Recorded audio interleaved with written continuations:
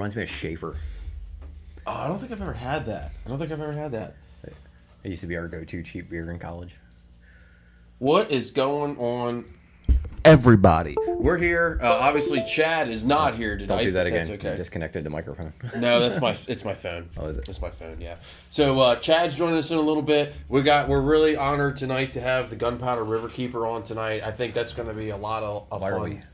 Why do we got two screens going? Oh, because I'm in studio mode. If I go back to editor mode, okay. No, wait. There we go. Now we're good to go. Hey, let us know if you're watching on Facebook, if you're watching on YouTube. We want to make sure everything is good to go.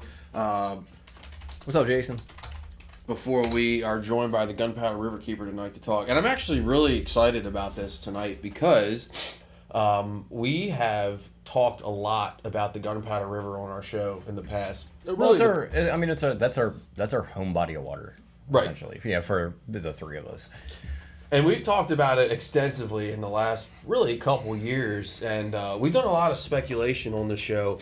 And sorry, I'm going to switch mics. Hey, what's going on, Josh? We've done a lot of speculation on the show, and we have always talked about a lot of stuff, but we've never really had somebody who's smart on ecology and biology to come in and say, like, this is actually what's going on. So we're going to get into it with the man tonight. We're going to bring him in at 8. Okay, so he's not on right now. He's coming on the show right around 8 o'clock. We'll get a chance to get and talk to him and go through all that good stuff. So I think it's going to be a lot of fun. He's got a presentation for us. What's going on, Brian? And kind of Tyler? Just to give everybody a heads up on what we're looking to talk about is we're going to talk about the Days Cove permit. Obviously, that's kind of the elephant in the room and what that means for the river, how it's going to affect it, and all that stuff. And then we're also going to talk about the some of the grass situation. We talked about that a little bit last week.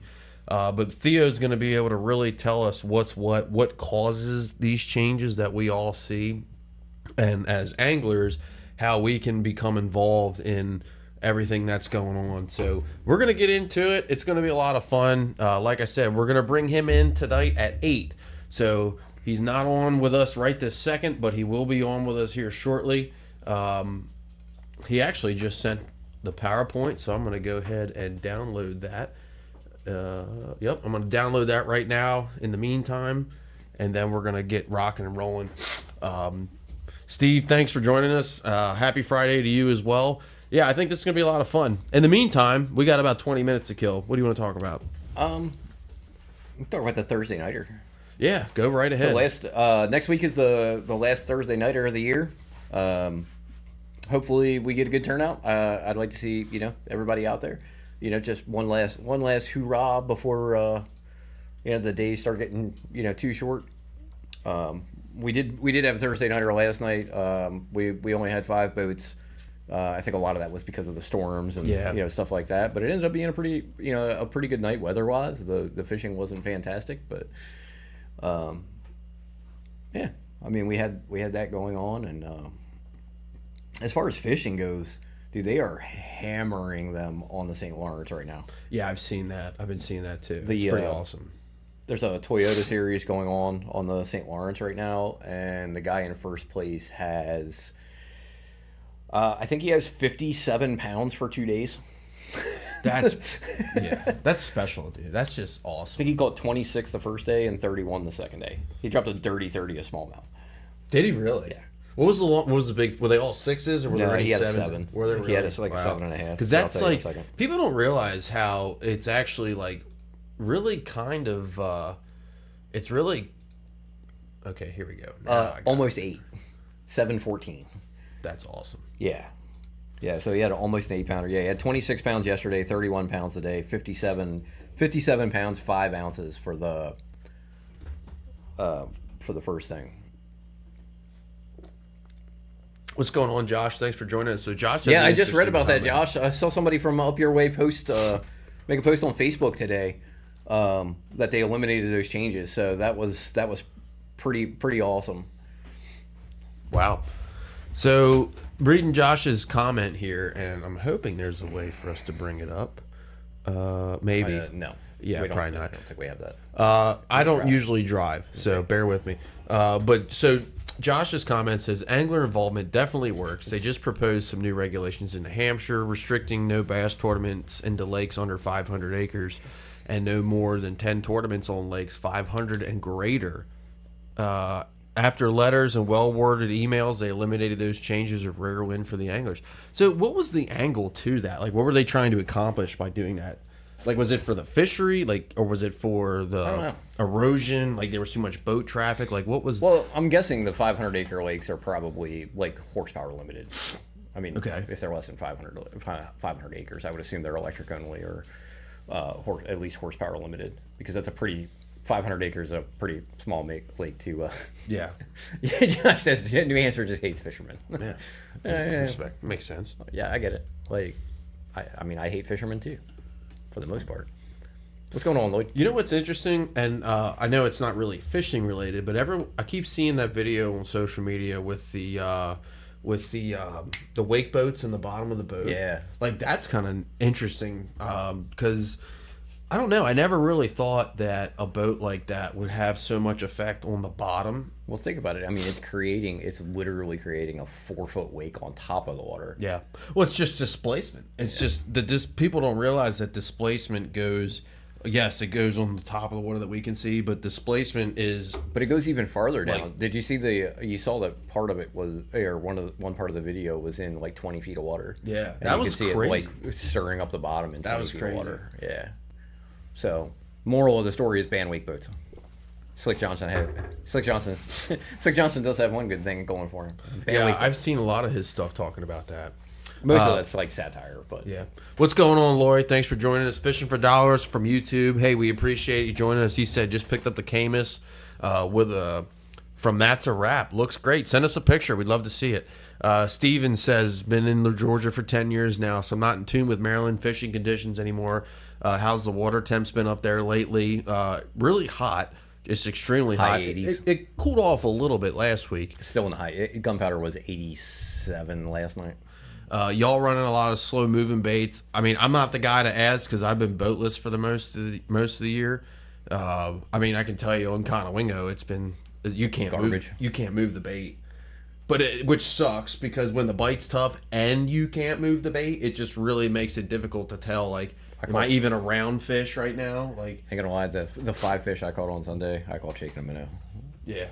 That's all I did all day. I'm happy for you, dude, because caught the piss out of catfish. We did the same thing on I caught the snot out of catfish. So for anybody local, me and Miles fished Conowingo with a boat that was half broken, and we hadn't fished out there in a month. We come to the ramp, we had 4 fish. 3 of them were pretty decent ones, but the one was a line burner at like 12 and a quarter. And we were sitting there like, do we even weigh these fish? What was your weight? It was like 9. 8. It was 8.99. I mean, this time of year, like that's definitely worth weighing in. So we were like, man, we shouldn't even weigh these fish. Like, this is embarrassing. You come in without a limit. So we weighed them anyway, and we ended up getting 5th. Good luck, Jason, because it's been hot garbage for the last like 3-4 weeks. The 3-4 months. Joe, we're gonna get into that. Joe says Dobbins 836 is dirt cheap right now. Is that a Fury or? It's got to be a Fury for 110. Or it could be a Champ. I don't. Isn't there one between? No, there's actually a couple between them. So, and I only own. Excuse me, I only don't own one Dobbins rod now. I have every Dobbins rod in the arsenal. One nice thing about up north, water temps in Champlain were 71 to 75. That's pretty warm up there. Oh, Joe says Buka rod. That's cool. So talking about Dobbins a little bit, last weekend I was able to fish a brand new rod to me, and that was the Dobbins bullshed rod on sale, 50% off. Thanks, that's Jim. Cool. That's worth it right there. I grabbed the Dobbins Champion HP Extreme because I get the military discount and whatnot. So I figured I'd try it. I want to get the Ecstasy. I've seen a lot of talk. Guys on the forums are like, they're pretty close. I mean, the Ecstasy is a little nicer, but is it worth the price jump from $350 to like $550 retail, right? So I was like, well, let me try the Champ XP Extreme or the Champ HP Extreme. It's awesome. Yeah. It is fucking awesome. That's cool. What, Like- what did you get? What kind of? I think it's a 744. I think. So 7.4 4-power. So 7.4 medium heavy. Yep. It's for jigs. I bought it for jigs, like throwing worms in the good grass, size, too. stuff like that. But I tell you right now, I mean, every little bite. Like the first fish we caught on it was a 4-pounder. In I won't say where. I almost slipped up and said where. Damn, that was close. I hope Miles isn't watching this. I didn't go in there. It's been not been good. I mean, it was good in June, like it always is. But since then, it's been like you get one, but you don't get them where you're supposed to get them. There's just that area's got a fish in it. But anyway, that rod is amazing, and it was cool because it was the first fish I caught on that rod, and because that was the second lunker of the tournament, I actually won one of those Finex rods. Yeah. So yeah, I'm curious. Do you, which line of Finex is that? It's probably their lower end. I'm assuming. I think I remember pricing it out. I think it was like 150, 160 bucks. 150 bucks. But I think their top of the line is only like 250. 250 or 300, something like that. It's the it's a pro endorse. I can't remember Jacob what it Fout is. series. That's yeah. one. Yep. I knew Jacob Fouts fishes their rod. Our bite ends at 9:30. We don't even have a bite. So Lloyd says, you know what? The Fury. Is it the best rod for the price? It's a decent rod, but I don't. The guide train is garbage. I don't like them. I really don't. It's an okay rod, but I don't like. But you're right though. I don't think you can get a better rod at that price point.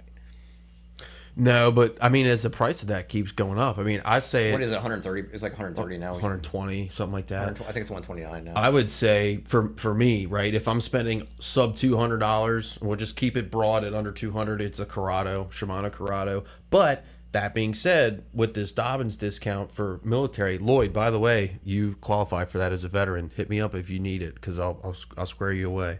But like I can get the Dobbins HP for $200, right? Which is the same amount of money as a Zodius. I know the warranty's good. Even though Shimano took care of me, I know the warranty's good, and I think the rod's actually a little bit better, as it should be. It's a $350 rod versus a $200 rod. Not to take anything away from the Shimano Zodius, because it's fantastic. Stick with my St. Croix. Yeah, I mean, and that's the thing. Like, everybody has their preference, and everybody has their rod. What's going on, that Jeff? they really like. Yo, what's up, Jeff? I need this. I gotta call St. Croix on Monday. We'll figure out what's going on with my warranty claim. Jeff, did you blow up your new 250? Because I saw something on Facebook. Oh, yeah, Jeff, and I was like, dude, I hope he didn't just blow that brand new motor up. What happened to the new motor? I haven't seen anything.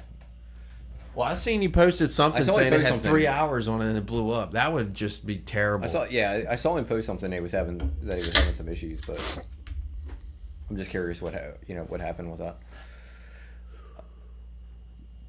It didn't really blow up. Did you break it in? Damn, Did you break dude. it in correctly? No, it was a 2-stroke. Did he break it in correctly? I mean, it was used. I don't think you have to break it in. Pretty sure it was a new power head though. Oh, I think. dude, that's because I saw somebody mention about break-in period on it, but that sucks. That's brutal. That's brutal. I hope it had some kind of warranty. It should have. Since you only had it for like 2 weeks. I mean, I hope you got it from like a set of sleeve. Oh my god, that's awful. Was it a Pro XS? Don't tell me it was a Pro XS because that's what I just put on the Bullet too. Did you really? Yeah. The Pro XS 2-stroke. No, it might have been an Optimax. I think it was an Optimax. Like a newer Optimax than what he had, if I remember right. Well, really, I mean, yeah. The Trika rods all over Facebook. I don't know any. I've seen those as well, Steve, and I don't know anybody that's ever used them. But I do. I mean, I see them all over Facebook too. I'm just checking email to make sure that Mr. Theaux is good to go. Yep. So we have his PowerPoint. We're going to bring him in. What are we doing minutes. with the PowerPoint here? Already got it ready to go. All right. Yep. Cool. I'm going to click through it. But yeah, it's working. And we'll let him talk through it. And it's like at work. I'll just be a slide jockey. He actually dumped the XB. I did. So John recommended that I dump the XB, and I think it was a combination of we could get it running. Will you have long-term problems? Most likely, because just because it's it being submerged. Yeah. So it was. We could get it running. Yeah, Pro XS 250. So it was an Opti Pro SX 259. Oh wow, that's Nice. that's a pretty cool model there. But yeah, so typing skills there. I did drop the XB. Now I'm a little sad about the XB because the one time I ran it at Black Lake, it was awesome. Like it was like a new motor once Propeller Dynamics got it straight, and then of course it sank. So it's like, well, shit. But So he just picked his boat up, gave me a gold block 250 XS with 10 hours on it. All right. Is this like after the second blow up? He said he just picked it. It just picked his boat up. Good. But yeah, so Martin, I was like, I wanted the XB, but like I will say, the fuel economy was fucking terrible. Martin says he's selling all of his Daiwas and picking up Skeet Reese rods. Yeah, dude, I'm gonna. I ain't gonna lie though. I'm curious to try his new rods. Oh, he's got new rods. Yeah, he started. Oh. He's got his own like rod company, and I don't know if they're using like the same blanks that he was using, but they're pretty interesting. Here, I'll pull them up real quick. Do they look like the old ones, or are they like not really, neon they look yellow? A lot better. If they were all neon yellow, that'd be kind of cool. It'd be like they could call it a lemon stick instead of a carrot stick. So he started a company called Reese Fishing. I mean, like carbon fiber handles, like pretty legit looking. It's pretty legit looking around. I kind of checked him out just to see what, like the next. He has 2 models, the next one and next 2. I'm pretty excited to try this Finex. That's the casting rod. It's got like that monocoque handle. Yeah. Like, what is the deal with that? Like, does that actually work? Well, I mean, what's the appeal? I guess. So it's direct carbon fiber touching the blank. So you get that like full. You get that like full, like that full handle. Does feel. It increase sensitivity at all, or is it just? No, kind I think of it's like just a comfort thing. Okay, I mean that's cool. Martin said he shit talked G Loomis. That's the only at this point. That might be the only rod brand I don't own. Although, hey, I got a question for you guys. So the company that does the Dobbins discount for military folks. Shoot. The old Berkeley cherry wood, or is it like cherry wood or cherry something? Yeah, that's all Joe. So the same company that does the the Dobbins rods for the military guys does a rod called Phoenix rods. Does anybody know anything about Phoenix rods? It's PHENIX. Yes. So do you know? Good? So he kind of moved away for a while. He just came back to Sean. Used to be kind of wild on Facebook. No, he fished SQs. Like Jeff Whitner wild, because that's a different kind of wild. No, Jeff, we love your shit, by the way. It's awesome. It's hilarious. Beyond Jeff. Really? Yes. Jeff, you got some competition. He's calmed down a lot. Jeff's. I'll tell you later. I can't say this on there. I'll just say that he has definitely put something on Facebook that Jeff would never put on Facebook. I will say Jeff's Facebook content it brings joy to my soul. What about the old Berkeley lightning rod? Oh, I remember that. Was that like the orange one or something? Yeah, it had like the smoke colored grill seat. Yeah. You could get them at Walmart for like $60 or something. No, I don't even think they were that much. I know a lot of people that used to like religiously fish those. I owned one at one point. When I had my first bass boat, everything I had for a point was Walmart owned. I had Dick's. Dick's used to have this brand of rod. It was called the Inferno, and it was the biggest piece of garbage. And it was just like cherry red, and it had flames going all up and down the rod. And mine was 2-piece because I grew up with 2-piece rods, so I thought that having a 2-piece rod was just the thing to do.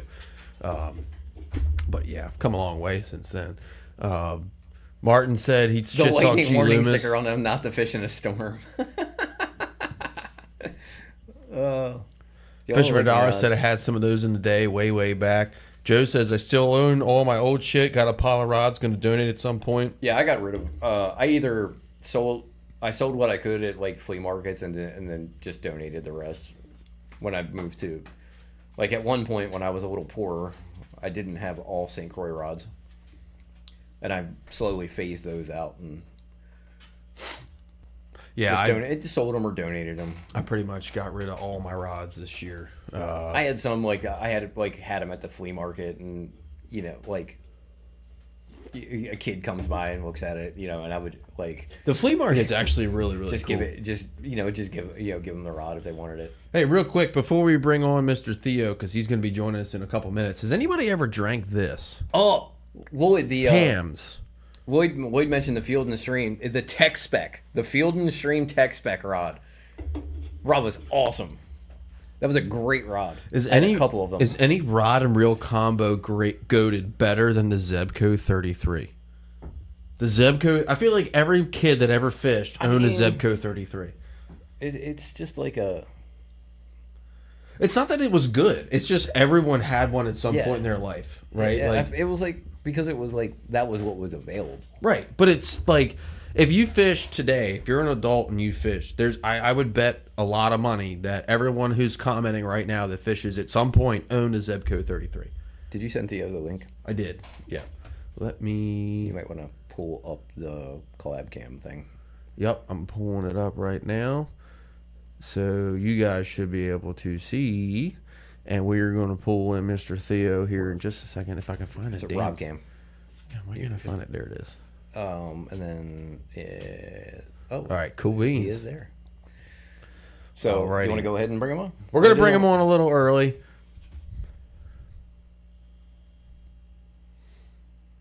Just get everything set up here and give us 1 second.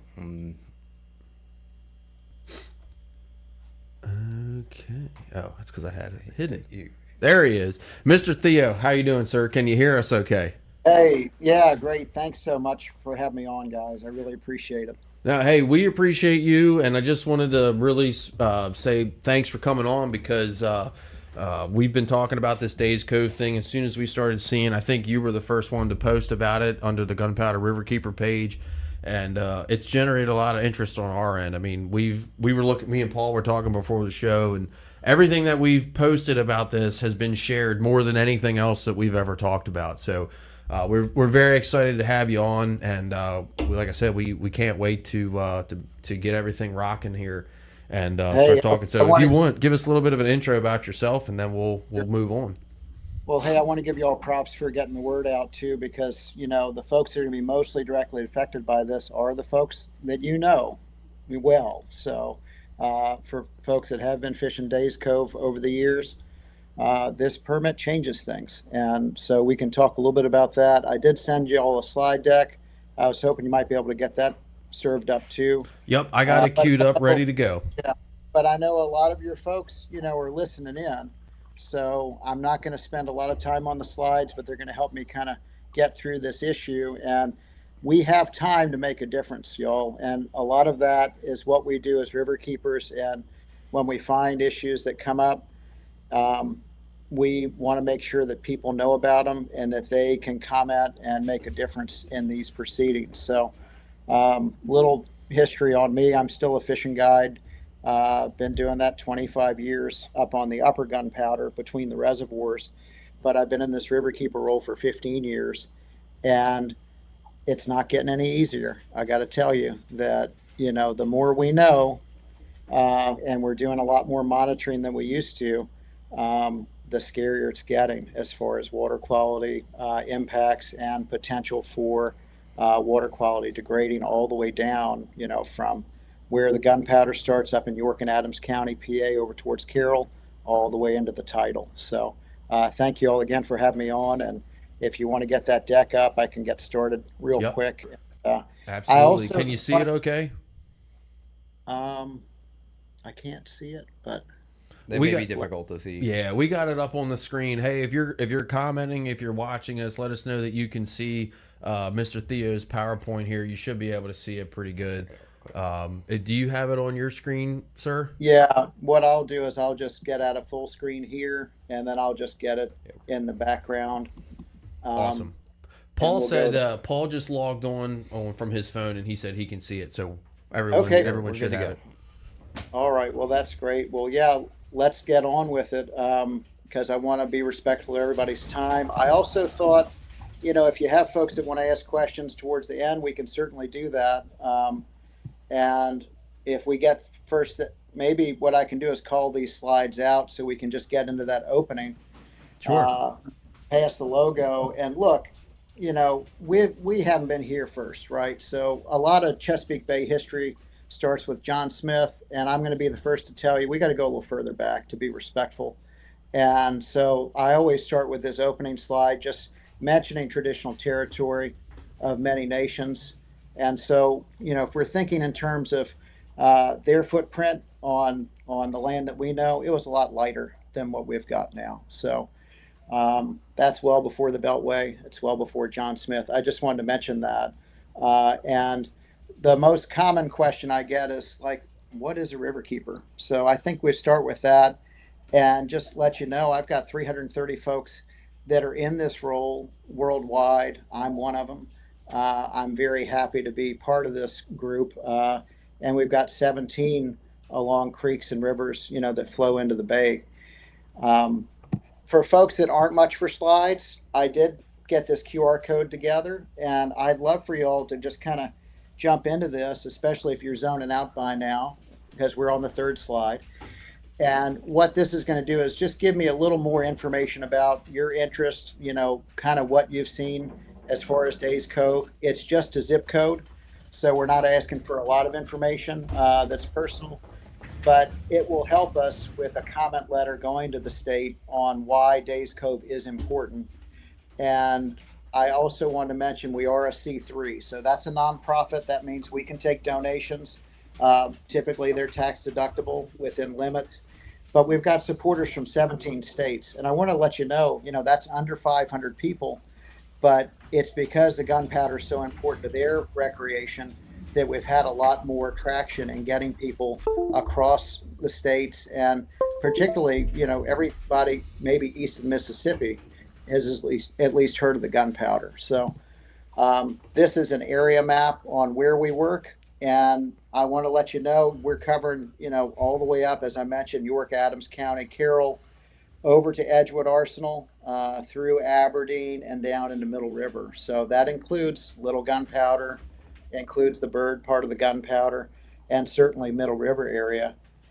But we work a lot differently than most nonprofits, and I think that to be respectful, there are a lot of nonprofits in Maryland that do a lot of restoration work. They come in kind of after the fact and they try and fix things. And what's a little different about what we do at Gunpowder is we really try and hold the line and make sure that we are one part kind of doing the outreach, as you've seen with the Days Cove issue, but we can get into advocacy and litigation if needed or when necessary. Now, it doesn't mean we use litigation as a hammer. We use it very carefully, but we do it with a lot of third-year law students, typically from Widener, University of Maryland, Georgetown Law, and they really help us solve environmental problems. But, getting to education, you can see a couple of these shots with younger people. Everybody on this show and everybody listening is connected to the water somehow. It's likely by fishing, right? But there are kids that aren't connected to water at all. And maybe they're connected to screens right now. Maybe you've got one, at home that is, just fighting you on the iPad or a phone. And what we can do is we can get them fishing, and we can get them outside and remind them that quiet is good, and maybe even being bored is a little good. But what you'll see, on this outreach slide, and you're going to have to squint, but it says beer is, keeping with the theme of the show, 85% water. It's the third line. Now we're talking. Yeah, so I want to keep that, kind of current. And the idea is that we used to do a lot of tabling pre-COVID. This was at the Baltimore Bluegrass Festival. We'd go to Hot August Blues, and we'd kind of let people know that, like, Forest to Faucet, the river, particularly in the Hereford area, Gunpowder State Park, as it hits Loch Raven, gets pulled into city drinking water and county drinking water for 1.5 million people. So that's the real connection that I have with it. And on monitoring, quickly, we do a lot of non-tidal stuff between the reservoirs and down into Joppa over at Mariners Point Park, right next to the boat ramp at the kayak launch. And we post these results weekly so people have an idea of whether they should be swimming or not.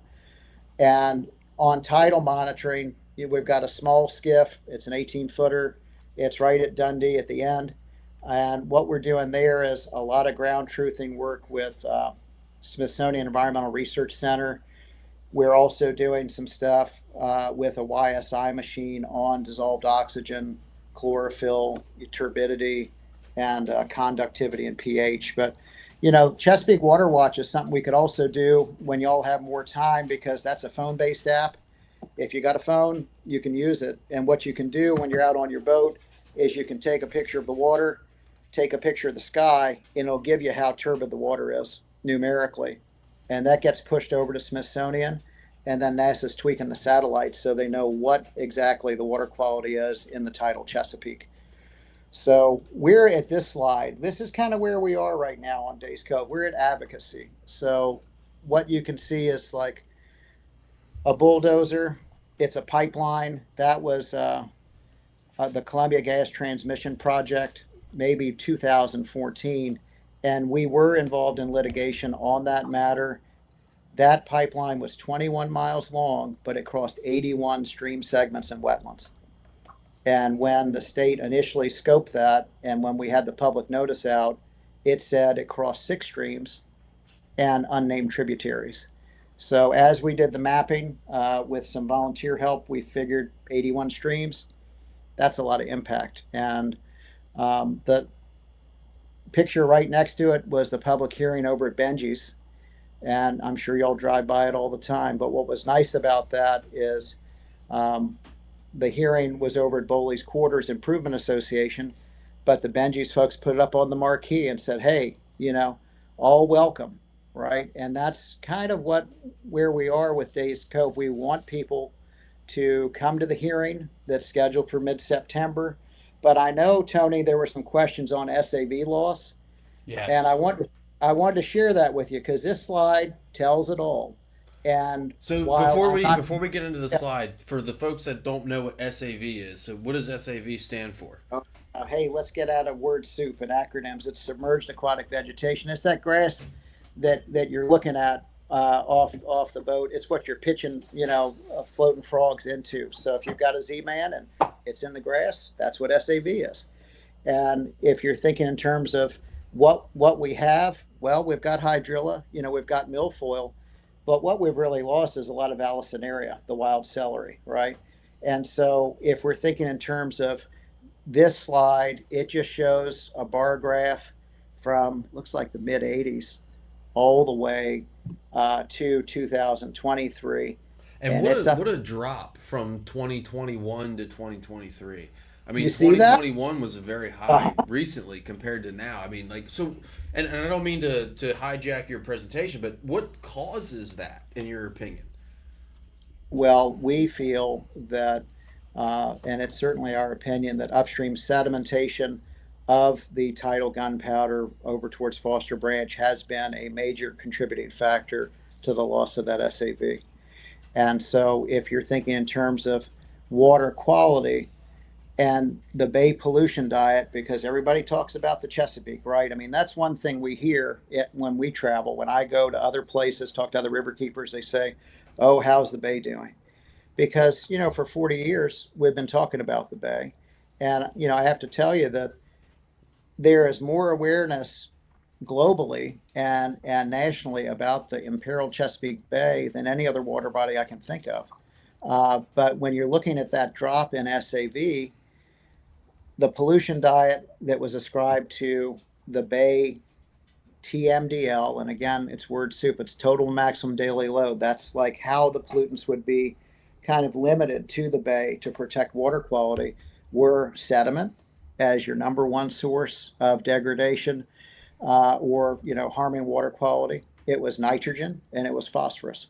So those three have been limited within the bay by various sources, whether they're land-based or more commonly with this Days Cove issue, it's a pipe, right?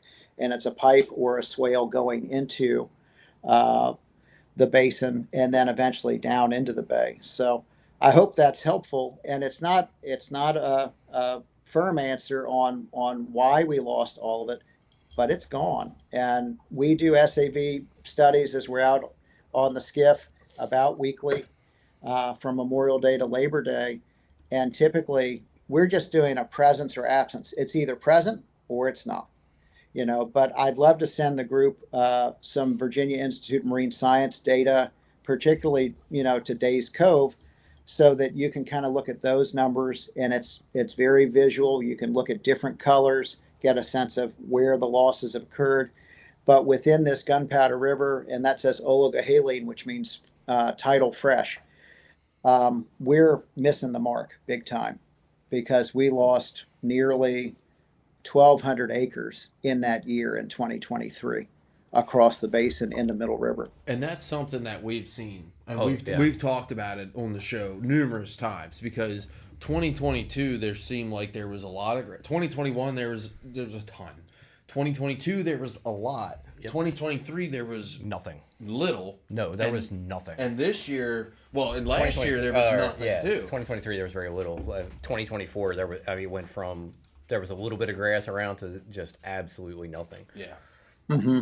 And well, and I'm so glad y'all are seeing that too, because it really matters. Like for folks that are coming up from as far as Chrisfield to crab the Gunpowder this time of year, if there are no grass, there are no crabs, right? And I'd also venture to say, if there's no grass, there are no bass, because if you have to go all the way inside into those tribs to catch fish, that's okay. I mean, you got to run the boat a little faster. You got to get up on plane. You got to get in there.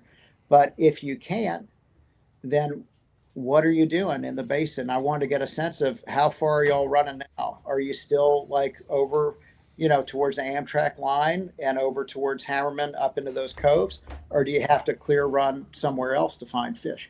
I'll let you start with that. So mostly the canals inside the train bridge is where most of the fish are right now.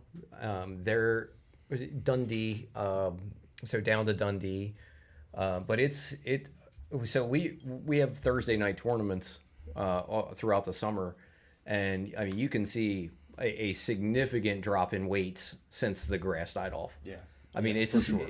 And we do. There's some outliers where we'll have some big 3-fish bags that we've had up to like 15 pounds for 3 fish. Those guys ran to the flats, so running to so okay. The size of the fish within the Gunpowder itself has really decreased. I've caught one fish over 5 pounds this year out of the Gunpowder. And I fish the Gunpowder a lot. I live 1.5 miles from Mariner Point.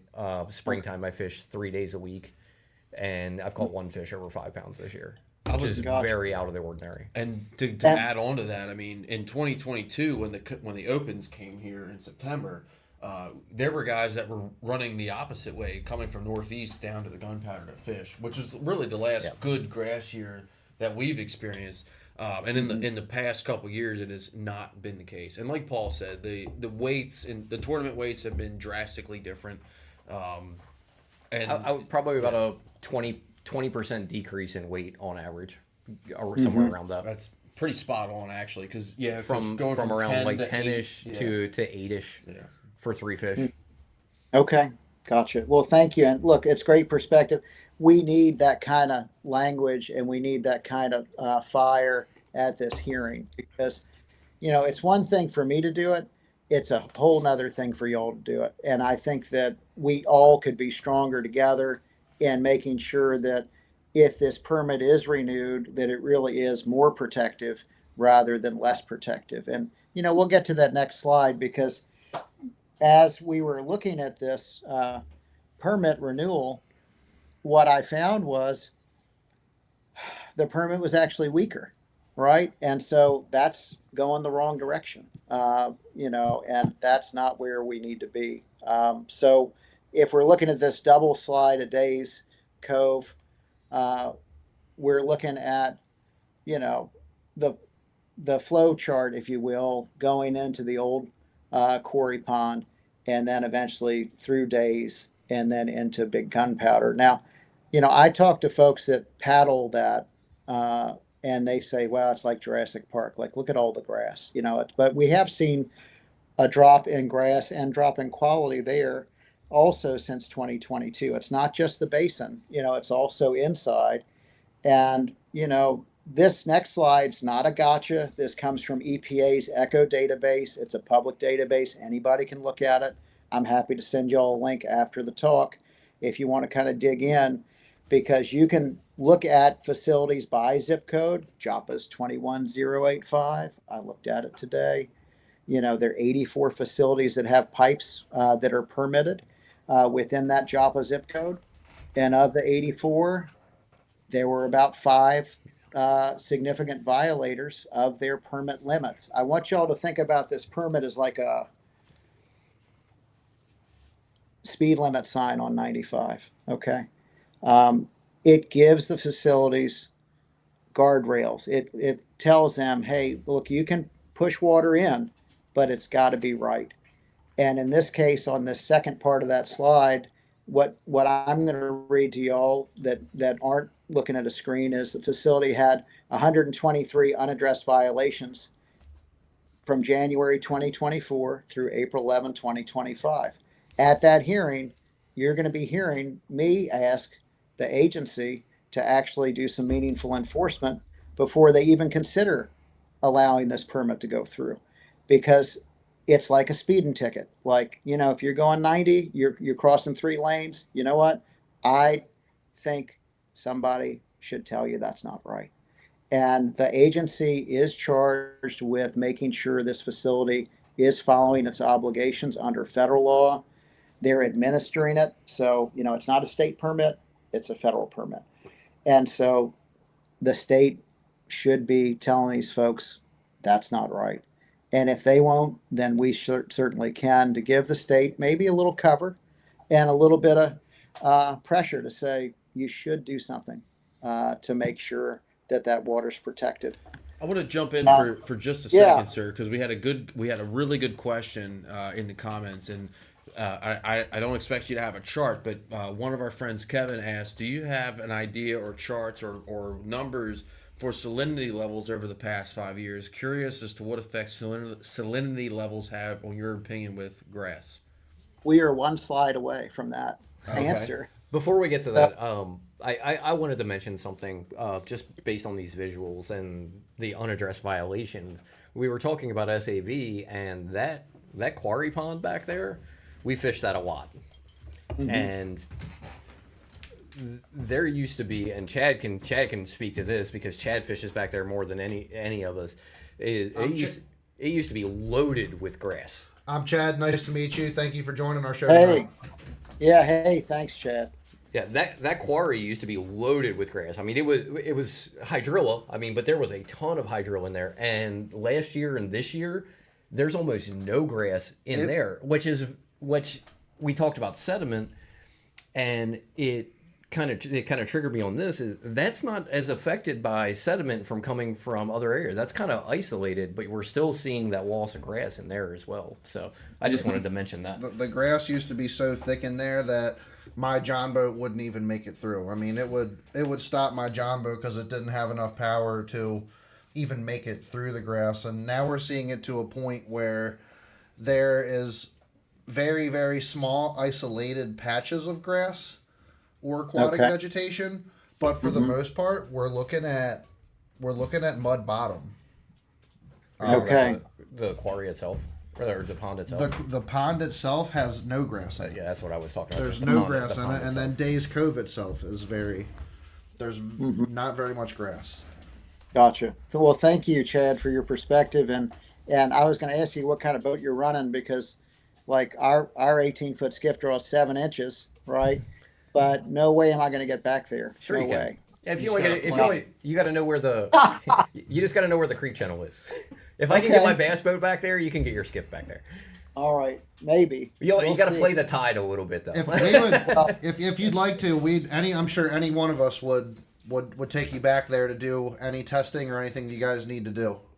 Well, hey, I was hoping for that kind of invite, because I'm going to take you up on it, because leading up to this hearing, we really would like to get some grabs. We'd like to bring our monitoring equipment out and actually get some basin samples there so that we can actually ground truth what's coming out of the pipe to say, okay, this is what's really happening. So I'm going to get to salinity in just like 30 seconds, but I think for a lot of folks, they just want to know like why the permit's different or why we might think it's not as protective.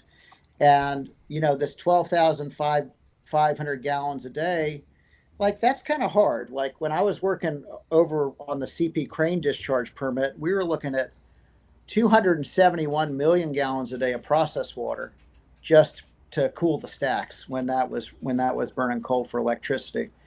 And so, we're going from 271 million gallons a day to 12,500. That might not seem like a big number, but it's double what they're putting in to the basin now. And so if y'all want to imagine, if you got a kid at home that drinks milk like my 10-year-old does, how long it's going to take a kid to drink 12,500 gallons, that's a lot of milk cartons in the basin. Okay. And that's daily. So when we're talking about volume, it's better to visualize it because it's not going to necessarily raise that basin an inch or two. It's not. You need millions of gallons to actually change the water level. But when we're talking about volume, my sense is if the facility is not meeting its obligations currently, why would the state allow them to discharge more volume, right? Mm-hmm. And it's again like if you're not within some reasonable idea of the speed limit, are we going to just put the speed limit at 90 and let everybody wreak havoc? I don't think so. You don't want to trailer your boat at 90 either, by the way. That's just not good for the boat or the trailer or the car next to you. But looking at weaker ammonia limits, this is where we get into kind of chemistry. This is when we get into salinity. Okay, so right now the new permit says the ammonia limit's going to be weaker. Now ammonia is nitrogen. Okay, if you think of it in terms of like those top 3 pollutants that are bay pollutants that are recognized, we've got sediment, nitrogen, phosphorus. But what they're saying is, hey, you know what? In the new permit, we're going to give you a weaker, which means more permissive. It means more ammonia, because we're going to, and this is in the permit. It says because we ascribe 10 parts per thousand to the tidal gunpowder. Now, y'all know it's not 10 parts per thousand. I know it's not 10 parts per thousand. So like coming to this hearing, and if you can't make the hearing, you can always send an email into MDE, write them a nice letter.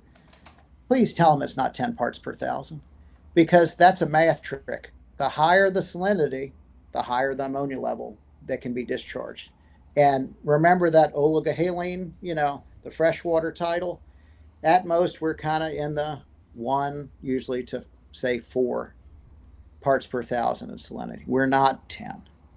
No way. No, not even out towards WR9 over at Maxwell are we at 10.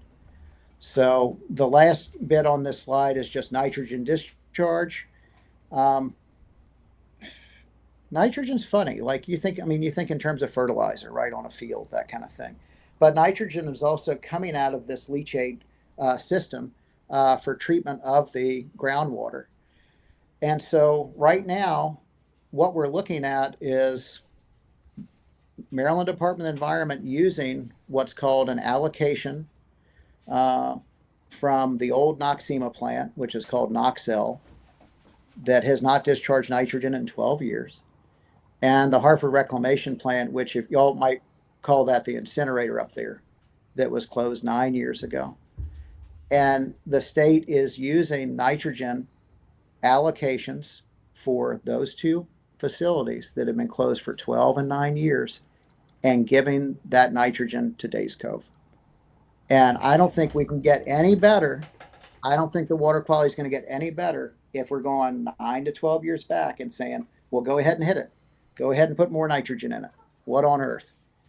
So that's what that's about. And, I think that as y'all have questions come in, just stop me because I need to be stopped. Like I'm upset about this, but I will. Here's your salinity slide. So let's go to the next one.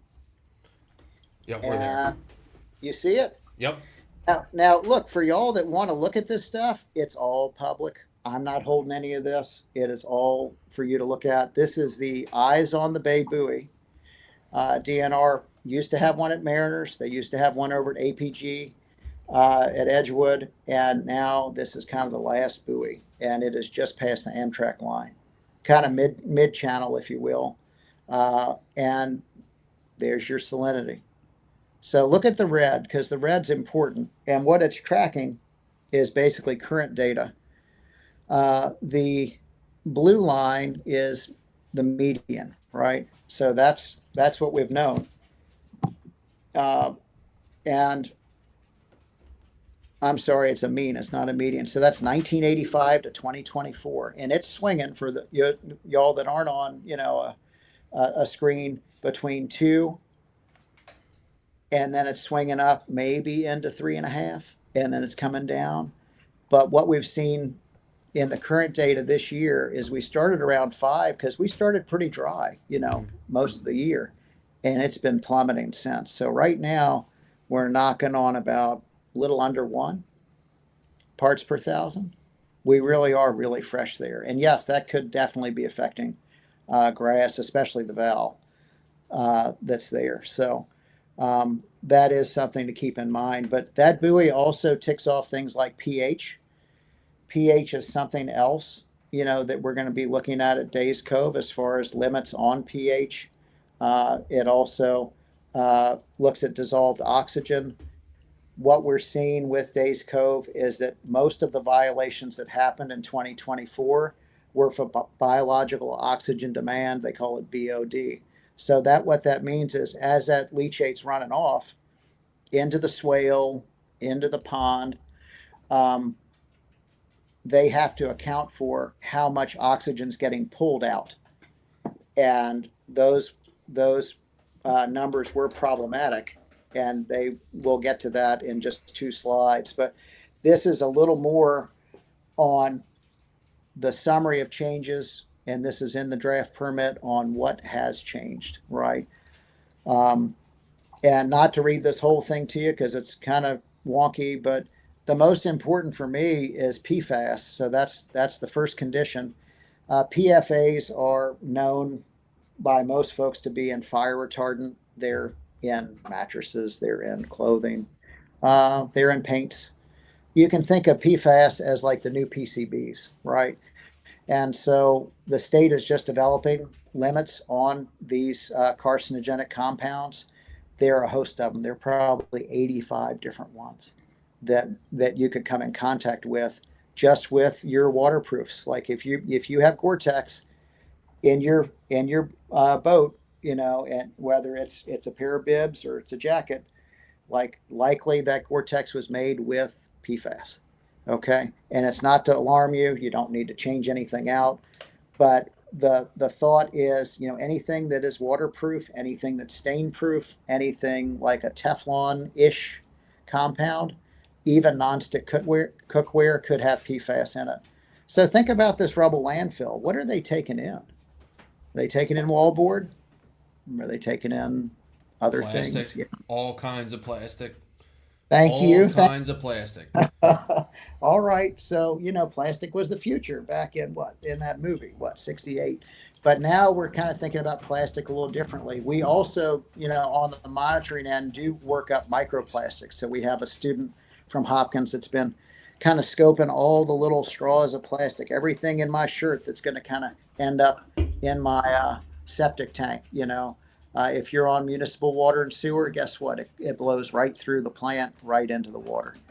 But the other conditions here are important because that BOD impact, it's like number 4, right? That's biological oxygen demand. But number 5 is spooky to me. Number 5 says special condition K. Now, it's not special K, it's special condition K.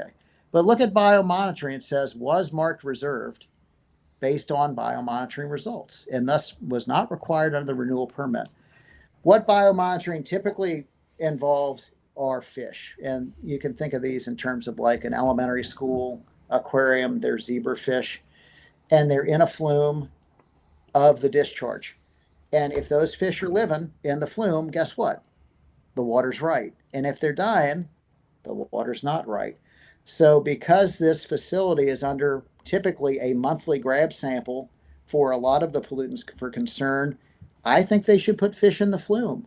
It's So an easy can you thing. expand on It's an that a easy little thing bit? to Like, do. so Yeah. how does that work? Do they just have like a net that has fish in the flume and they just pull them up? Yep, they're good. I mean, I'm sure it's more scientific than that, but is that essentially the It's premise? Yeah, it's not that scientific. It's really got a good visual. They've got critters that are sensitive to water quality. If those critters are dying, they've got a problem. It is an easy way for them to make an adjustment. What's harder is to have a third party engineering firm go out, take a grab sample, work it up, and then say, "Oh, we have a problem." Like, don't y'all feel bad when you see a fish, even if it's a carp, just blown up, Hmm. in the no wake zone going into mariners because somebody just rolled it Well, because and they if you were. see a bunch of them, it's an alarm because we've all seen it. Like with the Oh fish yeah, kill in I mean we saw it 2016. 9 years Like, ago. Yeah. yeah, Y'all remember that Christmas kill Yep. is what I'd call it. Like, it was the holiday. Everybody came home from the holidays, and the fish were floating. Like, yeah. it was just unbelievably bad. So let's kind of look at this next one, because like I do think that when we're looking at publicly available data, I'd love to give y'all, like, I can come, we can go down Sapori Damari, wherever we can go to the town end, but we can sit down and talk about like how to use this Echo database. It's still online. And what's nice about it is you can plug in street address of a facility, you can plug in a zip code, you can find what's happening with these facilities because it's all public data. But what I started looking at a couple of years back was like this page, and it said, "Oh, violation identified" in yellow, and then quarters with non-compliance. Now, a quarter is 3 months. We've got 4 quarters in a year. In this case, quarters with non-compliance was 9 quarters of 12. That's a lot of time, with a problem. So the next slide is also illustrated because it said the permit expired in 2018. Now, these are federal permits that are administered by the state. They usually last 5 years, not seven, not eight, but 5 years. So when I do this desktop exercise on different facilities, I'm usually looking at those two things. Are there violations, and how long have they had the permit, and when is it expired? Now, this permit has been, it's called administratively continued because it takes a while for the state, because they've got a backlog on all these permits, to kind of get it up. But what I was able to do with some volunteer help from one of the law clinics is, prior to the permit coming out, we sent a 117-page comment letter into the Department of the Environment saying, "Hey, like, we're aware that this is a problem, but if you're going to renew the permit, please don't make it weaker. Please make it stronger." And for folks that are interested in like what's in the leachate, because I did check out your show earlier this week, just prepping for this, and I loved, Paul's thought on 12,500. What is it? And like, what is this leachate? I'm going to give you this slide here. This is a non-compliance example from, looks like, 2023. When did y'all start losing grass? 2023. 2023. Okay, I just wanted to know. I mean, y'all, Sounds. This man did his homework. That's pretty. all That's right. good. I mean, I like it. That's good. gold star all around. But take a look, because this little yellow flag says one or more exceedances. That means they're blowing through the speed limit on their permit. Okay, and so when we're looking at that, we've got copper. Metal's usually not good for anything, by the way. Like, metal bioaccumulates, it gets into fish, then it gets into bigger fish, and then we eat the bigger fish. Y'all are lucky in that you're releasing the majority of these fish, but folks that are bank fishing at Mariners Point, folks that are bank fishing over towards Dundee, they're taking these fish home. Right. Okay. And fish swim, like, they move. They're not just going to hang in the basin if water quality gets worse. They are going to move, right? And then you're on like a goose chase trying to find them. But if you're looking at, what was over the limits, it was things like ammonia as nitrogen. It was zinc. It was alpha terpenol. that doesn't sound good. My thought, like when I talk to my 10-year-old about cereal, as I say, well, look, you want Lucky Charms? Look at the box. I said, I used to eat Lucky Charms. Look at me. Look, all my hair fell out. So, that's one way to think about it. But the other is like copper's there, zinc's there, arsenic's not there right now. But arsenic in trivalent form is problematic because the enforcement that happened from the state back in 2023, and there were 26 violations, including trivalent arsenic, were addressed. Now, I say addressed, the state fined the facility $25,500, and the facility paid $15,000. Now, I don't know what it costs for you to bring a load in to Days Cove. Might be free, might just be part of your taxes. Doesn't matter. The taxes. Well, it depends. So if you have a certain amount, and if you have a DOT mark on your vehicle, you get charged by weight. If you're just a regular resident, and because I take loads to the dump all the time, and they're always giving me hell because they're like, we saw you last week. I'm like, yeah, I'm cleaning out a garage in a basement from old people. Like, I have tons of stuff. But that being said, God forbid if you have a ladder rack. If you have a ladder rack, they might just turn you around. Yeah, probably. You're absolutely right. So there is a threshold of what you can take versus, like how much or when they charge you. But when they do charge you, they charge you by weight. And I know it's not expensive, but it's not cheap either. I mean, they're definitely making some money.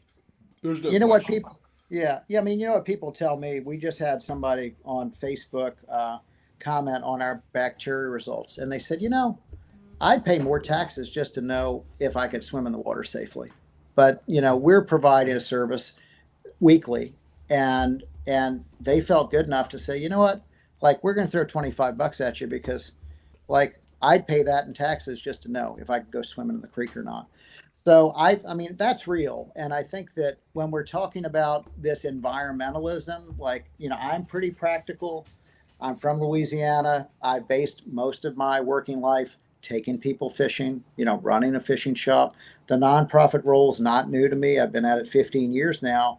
But when we're talking about like fairness, that's really where this comes in. And what I'd like y'all to think about is like, is it fair for these folks to not meet their permit obligations and then actually end up with a weaker permit? And I mean, y'all can answer that, but my sense is, I'm going to tell you, I don't think it's very fair. I would agree. I would agree. And I think it's a missed opportunity when you're thinking about like that basin as a nursery ground for 26 species of finfish.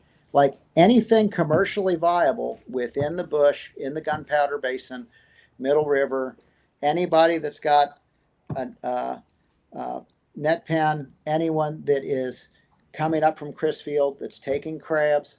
Now that's shellfish, not finfish, right? I'm going to make that distinction so no one gets me in trouble. But I got to tell you, like, this is where everything grows up, and it has for decades grown up. They've grown up in the grass, and now, like, if we don't have grass, if we don't have crabs, if we don't have bass, we're going in the wrong direction, folks. And what I really appreciate is your interest and the idea that, like, your folks can make a difference here because you're connected to it. Like, the state's going to hear from you, and it's very different from them hearing from me because they've heard from me before. Like, they kind of know what I'm going to say, but it's very different for you to say, hey, you know what? I've got this Allison bass boat. It'll go 87 miles an hour, or maybe 93. I don't remember, but like, what good is it if I have to go all the way up to Susquehanna Flats to end up with three to five fish, release stringer, when I could just fish out of Mariner's Point, and I could just push into Foster Branch and catch, the 3 to 5. So I think, I am so glad that y'all are open to me talking to you about this. And a lot of it's just common sense to me. The fact that we've got this imperiled or impaired Chesapeake Bay, but then, there aren't enough uh, eyes on these pipes. And to give you an idea, there are 116 industrial uh, dischargers within Middle River over towards Edgewood. I've got eyes on not quite all of them, but it takes time. But I'm looking at all 116 over the course of the next 3 years. And I can tell you, if we're looking at a 5-year inspection rate where someone from the State Department of Environment actually comes out and has a clipboard and they're looking at their stormwater protection plan and they're looking at their housekeeping and they're looking at their discharge monitoring reports, how many would you think have been looked at in 5 years? I mean, I just want somebody to guess, because I'm going to tell you, you're guessing too high. What do you think? 27. 3. Oh, that's close. How about 26? Oh, I mean, damn it. It was so close. gold star again. Like, okay, y'all are with it. Like, I'm so. But proud that's to still, be that's 20%. That's 20% overall. Yeah, that's not enough. Right. Agreed. Now, let me ask you this. When you say the monitoring, do you have access to monitor any of the stuff in the APG region? It's all public. It's all public. It's all on Echo. So that's something that anybody can look at on the federal website. And, at APG, they're doing some interesting things right now with PCBs. There's a guy named Upal Ghosh, who's a professor over at University of Maryland, that's been looking at like PCB uptake with plants. And that's a public study. I can send that to you all. I mean, the last bit of litigation we were in, to be clear, was not with APG, it was with EPA federally, because there was a PCB pollution diet and that's polychlorinated biphenyls. And it's kind of like the old stuff, right? It's the old slippery stuff. It was in transformer sumps, it was in paint, made everything slippery. And what we had is we had Georgetown Law ask EPA federally, is it fair that the state has not ascribed a pollution diet or waste load allocation for sediment within the PCB pollution diet? And look, sediment carries things. It carries PCBs. It carries phosphorus. When sediment rolls into the waterway, things break up and break off. And what we got out of that is we actually got more monitoring. So if y'all are interested in maybe another look at fish tissue analysis with PCBs, the state did some mid-channel stuff that they relied on for that PCB diet, or for making sure that we weren't going to have more of that in fish tissue. But what we said was, well, you didn't do any monitoring over at APG at Canal Creek. And by the way, you didn't do any over towards Carroll Island over at CP Crane. So, for them not to monitor Seneca Creek and Saltpeter and Canal Creek, we said, you know what, we think you kind of missed the mark here. Like, D plus, like you almost like characterized PCB and fish tissue, except you missed like some potential hotspots. And believe me, I don't hotspot things. Like, I do not want people to say, oh, well, you're not looking at the whole picture. I try, and that's why I'm really interested in hearing from y'all, because I learn best from the folks that have been here the longest. Like, I've only been in town, 25 years, almost half my life. But I can tell you that I learned from the grandparents over towards the Bird River. I go to, like a 4th of July thing, and they say, oh, well, I used to dip net crabs. Or, you know what, I used to dip net herring. And no one's doing that anymore. And, everybody has a right to, get back to that. Well, absolutely. It's interesting that you say that. I mean, I own a property on Saltpeter Creek, and it's just to see the difference. Cause I remember when I was a kid, I would stand off the dock and catch white perch, and there was no grass. And then when I was like in middle school, like that 12 to 13 to 14 years old, there was grass everywhere, and it used to irritate me when I would try to throw my MEP spinner off the dock because I didn't know any better. And then the grass went away, then it came back, and then now it's gone again. So I mean, I guess my question is, like, normal cycling of, is there such a thing as normal cycles of SAV and of just general water quality, or is there, generally speaking, is there usually an influence, like we're saying with the, I think we all agree that yes, the Foster branch is an issue, right? Like we saw, and that year 2022 was the last year we had a really good grass year, and later in the year we saw plumes of mud coming out of Foster Branch. I mean, absolute Sure. insane I mean, amounts. yeah, y'all saw the drone shots taken over Oliver Beach Way Yep. that extended all the way across the Amtrak line. Heck, it was almost to Maxwell Point. Like Yep. it just kept on going. And for the fellow that's over there, that's a commercial crabber at Oliver Beach, I was watching him pressure wash not only the pots, but he was pressure washing his dock because it all just came up and it all just stuck. And for folks that are over at Rumsey, I hear from folks all the time to say, man, my dock is slippery. Like it's never been like this. Like, what is this? And I mean, it's real because that stuff is moving and it's not really readily going away. We are currently in active litigation with the developer over towards Ridgely's that's at the head of Foster's branch. So right now, the brief history on that is river keepers do use the Clean Water Act. We use what's called a citizen suit provision. It's a 60-day notice of intent to sue under the Clean Water Act because the Clean Water Act protects essentially fishable, swimmable, drinkable water, right? It protects water quality and use of water quality. So we did file that a couple of years back. The state then filed a complaint in Harford County Circuit Court, and currently we have joined that complaint, and we are essentially awaiting a briefing schedule from the court to hear that matter. So I'm not going to talk about that much more because that's basically for the court to decide at this point.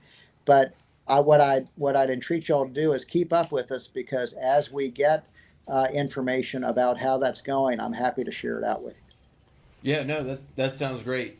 So the next slide I have for you is the Bird's Foot Delta slide. Do you have anything to say on that before we move on to the how Yeah, we can look. help? Yeah, so Bird's Foot Delta, look, that's at Dundee, right? That's right there. And so I want y'all to think about this tidal basin as geologically like distinct. I start taking people fishing between Pretty Boy, Loch Raven. That's kind of in the Piedmont. Those are the big rocks. It's the Baltimore Gneiss. It's the Trap Rock. Those boulders are as big as my car, right? And maybe even a little bigger. But as we get down into the coastal plain, right about Route 7, into 95 over the big Gunpowder, it goes from falls to river. But this Bird's Foot Delta is just a thought, that, hey, if you're putting your hand out there and you still have most of your fingers and you're looking at 3 fingers on your hand, what you've got is you've got Little Gunpowder Falls, you've got the Bird, and you've got Big Gunpowder Falls. So that is the Bird's Foot Delta. It's like a heron foot. And geologically, that's important because it's the only Bird's Foot Delta we have on the western shore of the Chesapeake. Yeah. And when we're talking about sediment, when we're talking about like freshwater influence, when we're talking about like that 26 species of finfish that are using that as a nursery ground, that's why. It's because we're the 5th largest freshwater input into the Chesapeake Bay within the Gunpowder system. And look, that's behind the Susquehanna, right? It's behind the Potomac. It's behind the Rapp. It's behind the James. But we're right up there. And that's important. And that's why we have historically had such a vibrant largemouth bass fishery. It's because of that. Now in Louisiana, we call those bass green trout because they're in a little bit of brackish water. They fight a little better, but they're not quite specks, right? They're not, and we don't have weak fish down there. It's too warm. But when we're catching green trout, we feel like, wow, these things have teeth. Like they're mean. And so that last slide, just to finish up, guys, is how you can do it. And I'm happy to send, y'all have this deck now, but I'm happy to, let you know if you can't make that hearing, because it is a school night. It's Tuesday, September 16th at the Perry Hall Library from 5 to 8. You can email the chief of the Industrial Stormwater Permits Division, or you can write him a letter. But I got to tell you, anything you do, as it relates to this permit, should have that permit number on it. And it's 19 DP 3782. The state number is MD 007 1587. And so we've got an email address there. We've got his phone number there too. Hey, if y'all want to do like a phone bank, that might be interesting. Maybe a little pizza over lunch and get together. And I'm not going to tell you what's important with this permit. Like, I gave y'all enough. What is important to you. But if you have any questions, or if we can talk maybe in the future over email on how to write an effective comment letter, I've done a lot of that. I know that really what is important is to make sure you've got your name, you've got your address, you've got an email and a phone number on it, and you tell them how much this river means to you. You tell them how much those bass mean to you. And if you pitch it in the way that, it's a fairness doctrine, that maybe this isn't fair, that maybe the bay's not going to get better if the rivers don't get better or the basin doesn't get better, that's helpful. But overarchingly, this is a weaker permit, and that is not acceptable. It should not be acceptable by y'all. It should not be acceptable by me. It's definitely not acceptable by federal law. The term that we use is called backsliding. Okay, it is going back. And when you're thinking in terms of that example of nitrogen, 12 years that facility's shut down, 9 years that facility's shut down, they're still using nitrogen from those facilities and giving it to today's Cove. We're not going to get any better. The other, aspect of this that I think is important is, we're talking about wastewater treatment, right? So it's not hot. Okay, it is going through a treatment plant. It is getting down to limits that should be able to be discharged without disrupting the ecosystem, without disrupting water quality. But when they have an oops, or when they have a history of violations, that gets my attention. And so thank you all for your time tonight. And if y'all have any questions, now or in the future, please reach out to me. I'm happy to help. Thanks so much for your time. I really appreciate it.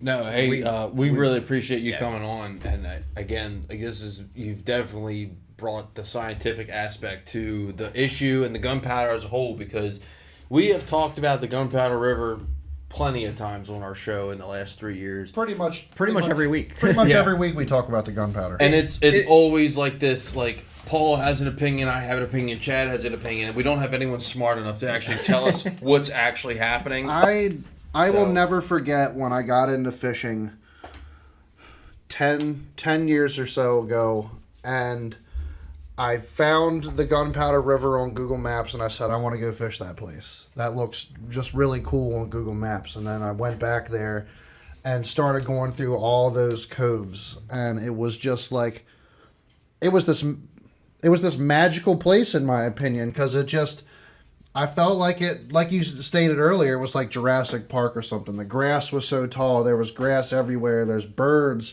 fish jumping out of the river. It was just a very, very healthy ecosystem. And it became my home. The place that I went bass fishing the most. The place that I still go bass fishing the most. And over that past 10 years, ever since the fish kill, we had the fish kill. It's been the fishing has gotten better, but it seems like the environment from silting, chemical runoff from possibly Days Cove and other things has taken a toll on the environment over those years. And now you go there and it's not recognizable. Right. Mm-hmm. Well, hey, y'all protect what you love, and I know you love the gunpowder. So this is a great way for everybody to get involved and protect it by just holding the line and saying, this is not acceptable. And, you're going to use your words. Like, I can't come into any kind of meeting and say, this is important for me, and y'all need to talk about that. You'll find what's important to you through this process, and really let Maryland Department of the Environment know that you want a stronger permit. And one way to do that is just to say, you know what, y'all might want to count all of the effluent that you want to use for dust control, because right now, as the social media posts have gone, what we said was the facility backtracked on their commitment to treating the water to drinking water standards before discharge.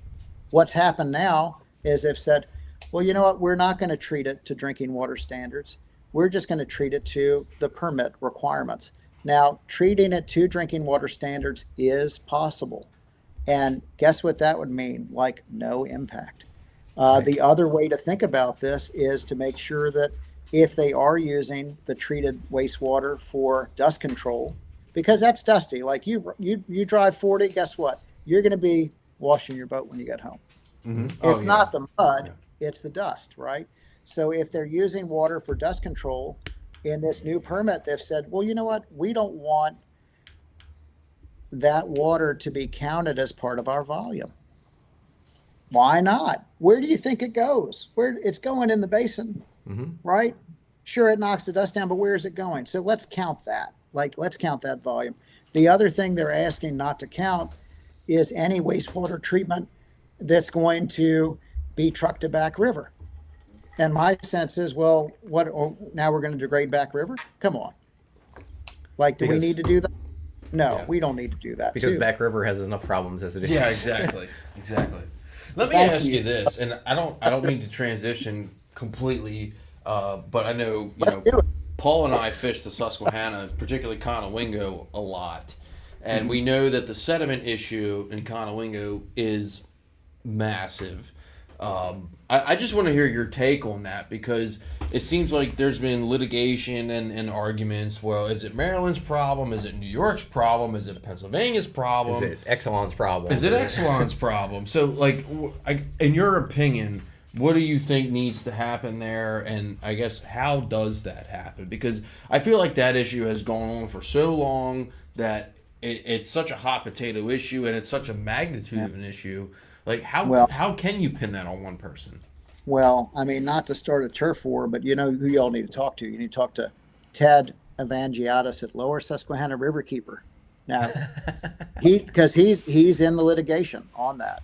That's the next guy you got to have on, because he can talk to you about Susquehanna. I can tell you, you know, from the outside, I hear about the Susquehanna just about any day I'm in the fishing shop, just about any day I'm in Sparks Nature Center. Someone will come in and say, oh, well, it's Pennsylvania. But when I look at 116 industrial sites, and I know that the state's only looking at 20% of them every 5 years, I think we're leaving a lot on the table. And we're you know, it's not quite the blame game. I mean, I think that there are significant impacts related to that facility. But I have to tell you, like, we are very localized in our work, and like, I only cover about 800, maybe 860 square miles. But within that, we've got maybe 90 miles of stream segments and maybe 450 miles of small streams about as big as your desk. And so it's all cumulative. It's all, you know, kind of going into that basin. But I can't give you like a percentage of like why or how the Susquehanna is influencing bay quality. I can tell you that when I look at the tidal basin, the Gunpowder, I just don't think that's where our sediment's coming from, right? So if you're going over to Tolchester, and that's a little bit of a ride, it can be a little hairy, but if you're over there, you might see some sediment. You know, you might see a log or two bigger than your boat floating down after, you know, they open up 40 gates. But on a whole, I think that the localized, you know, impacts from construction, stormwater, from industrial discharges are really influencing that tidal basin, that Bird's Foot Delta, to a much higher degree than the Susquehanna. I think bay-wide, you could make the argument, yep, we've got algal blooms. We have satellite photos that are shared with us that are NASA shots from the Landsat and the EU satellites that we've looked at on algal plumes that are tied to sedimentation within the Susquehanna, but I can't give you like a percentage on how that's influencing the delta. I really think that, we are kind of that unique freshwater input where, and it's really APG, right? You think about like what the landscape looks like. We've got that great big peninsula jutting out. I mean, that helps, right? It's not just blowing. It's not just blowing through over Havre de Grace and then getting out to Turkey Point. We really just have a good buffer there over towards pools, and around the corner. But it's a good question. But I'd love to have y'all to have Ted over. He's an adamant bass fisherman. He's just up Lower Susquehanna Riverkeeper, and I would love for him to talk to you a little bit about Conowingo in particular. We'd love to have him. Yeah, absolutely. Absolutely love to have him. You brought up a good point about the algae bloom. I want to. You called it the Christmas fish kill. What's your opinion on that? Because we talked about that last week of what we think is the reason and the cause for that fish kill in 2016. Now, again, concurrent or 1 year after the 2015 fish kill in Middle River. Is it too much to say, oh, it's a coincidence that it happened over there and now it's happening over here? Do you think that there's a reason that comes along to pollution, or is this truly a naturally occurring phenomenon that happens? I think that day's Cove had a lot to do. The landfill had a lot to do with it, personally. Yeah, I didn't take any fish tissue samples during that fish kill. We did ask DNR's biologist, who was actually over at MDE, who has since retired, to actually do a fish workup. I'm happy to send you all that. It was a pretty good paper. And what he put together was that it was carlidinium, and that, basically there's a neurotoxin within that algae that attacks gill tissue in fish. And that's what he pointed to. But look, all of this stuff doesn't happen without a disrupted environment. Right. It doesn't happen if the ecosystem's healthy. You think about food webs, like all these critters eating each other, they're all happy, they're enough. I mean, we've seen that with the snakeheads, which is kind of a hot topic. But if you're thinking in terms of like just everything getting along, nature's pretty resilient if we let it recover. But if we keep pounding on it, we're going to see stuff like that. Right. And we also see stuff that we don't monitor for. So when you all look at our non-tidal bacteria results, we've got a little disclaimer that says, look, and this is from Maryland Department of Environment, if it rains an inch, the state says don't enter waters of the state within 48 hours. And that's because of stormwater runoff. But we also don't monitor for things like Pfiesteria. We don't monitor for Vibrio. But I had a guy over Bridge Drive at Rumsey 3 weeks ago send me some pictures of algae, and he said, man, this stuff's plating up. It smells, it's foamy, this doesn't look right. And we sent it over to DNR and said, hey, is this a harmful algal bloom? Let us know what this looks like. So, I think that the cyanobacteria issue related to harmful algal blooms is really scary to me, because if you got a dog and it goes swimming in bright green stuff, like, it might not make it. So, those issues are real, and they are all cumulative. It's all because the water's not right. And, that's like, I'd like to crack a beer with y'all right now, because I'm upset about it. Like, it is problematic to think in terms of, like, not only what you've lost in 10 years and seeing, that Jurassic Park change, but like what we're going to see when our children are ready to get out on their own boat and do it. I mean, that's why I'm in this role. Like, I want him to be able to do what I've enjoyed so much. And I'm tied to this river viscerally. Like, I can't think of a better place to be, even when the water quality's bad, because I dearly love it. And I do want to protect it. And I know y'all do too. And you will, when you start sending comments in to MDE on this one. Absolutely. I mean, I bought my house in Joppatown because of the Gunpowder River. It's been my favorite place to bass fish since I started bass fish. Since I got out of trout fishing, haven't been over to the shop in a while. But that's all right. Look, hey, you know what? What I'd say is everybody, like, everybody ticks a little differently. Like, for me, I was looking at a Field and Stream postcard I sent to the magazine when I was 10 or 11, and I was catching bass on what we used to call water tanks. It was just a couple of half-acre ponds that my grandfather had because he ran about 80 head of Black Angus cattle down in Louisiana. I'd go fish those tanks, and I'd fish it with 8-inch culprit, or if I could find a motor oil culprit, something big. Or the man's worms were the best because they were just thicker. It's like a big paddle tail, Yep. but something that big, and just to see a bass come up and just try and crush that thing, that's what got me going, because I didn't have cold water fish where I grew up in Louisiana. We had to go up into North Carolina to chase them. It's like throwing But, big swim baits. Oh yeah, well, there you are. I mean, and we have folks do that at Liberty all the time, right? Yep. Yep. And they're slow trolling those things, and they're 18 inches long. It seems like they're half a fish. But thank you all so much for your time. And look, I'll keep up with you. I'm also going to send Ted a note, and I'll get him in touch with you, Tony, and maybe you can talk about the Susquehanna. That'd be real good. That That'd would be be great. fantastic. And, We really appreciate that. Also, we have your email, so we can talk whenever you are ready and you want to set something up to go back across Days Cove back into the pond area. You let us know, and we can definitely get you back there. That Yeah. sounds great. Hey, thank you all for the kind offer. I'll take you up on it. And then we'll have some data that we can actually present during this hearing. And that's important. It's what I always feel like, on the environmental stuff, we're not tree hugging. That's not what this is. What this is fairness.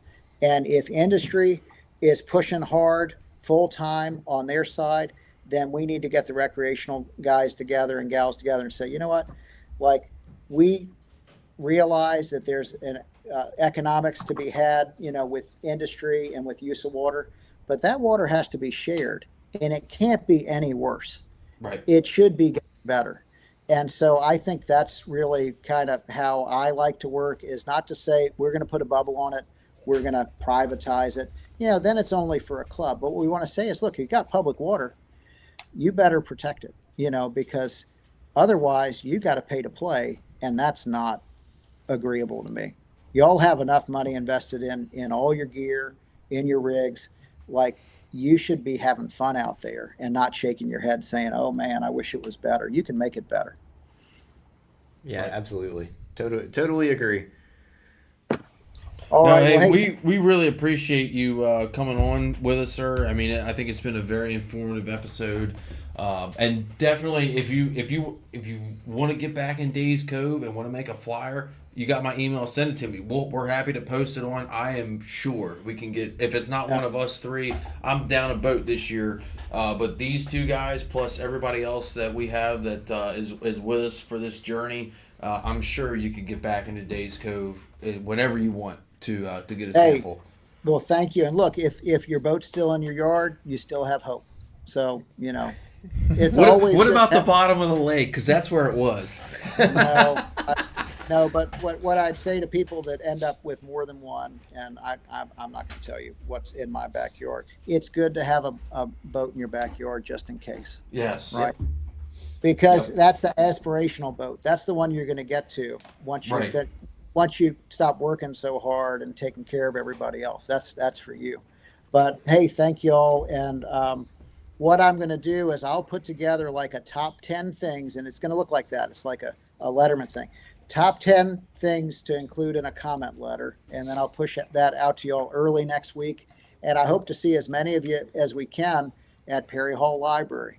Yes, sir. We Yes, should sir. have a. We'll see you quite a there. bit- There's a lot of local support for this All right. between Scott Sewell. I'm sure you know Scott. I have talked to Scott this week, and I know that he's serious about it. We will be talking next week about it. And what y'all need to do, and really this is for you, Tony, is you got to figure out where everybody's going to end up after the hearing, Right. right? Because we should be having a beer after the hearing, all of us. That's our language. Right. All There right. we go. Absolutely. Thank you I all. think that sounds like All a great right. idea. Thank you so Thank much you, for your Theo. time tonight, sir. Hey, yes, sir. Thank you all, and let's make it work. Let's make it better. Yes, Do sir. what Yeah. we can. Thank you. Have a good weekend. Yep. Thank Okay. you very much, sir. We really appreciate your time. You have a great night. Yep, you too. Bye. Well, that was awesome. That was a lot. That was cool, man. I You know, feel like I I'm- learned a lot. I wish I could have been here for the earlier portions of it and whatnot. Had to step out for a couple minutes, so I missed a little bit there. But so, boys, real quickly, give me the rundown. What you guys took away from what you heard? So be active. And he's Just- a lot smarter than us. Dude, I could've told you that. incredibly smart. Yes. Incredibly smart. Yeah. Key takeaways: make your voice heard. It makes a difference. Prior to Theo coming on, Josh Craig was just telling us about some stuff that went down in New Hampshire with them wanting to ban tournaments, and how bass anglers speaking up and contacting the officials. They did away with that legislation, like got it completely wiped out. So getting your voice out there, getting your voice heard, to the right people, like Theo mentioned, making sure that you include the correct things. I think that's my main takeaway from that. And just showing up for these, for these hearings. We hear about stuff like this all the time, and if we don't show up, the legislators are not going to hear. They're not going to take it seriously. They're not going to hear what we have to say. They'll never hear what we can argue on Facebook all day long, about these situations and say how much it sucks. But if we don't show up to these public hearings and actually tell the MDE, like, this is why, like I mentioned, I bought my house in Joppatown because I love the gunpowder that much. They need to know that there is this passion out there with with the public to keep these to keep our bodies of water clean and usable and for us to enjoy.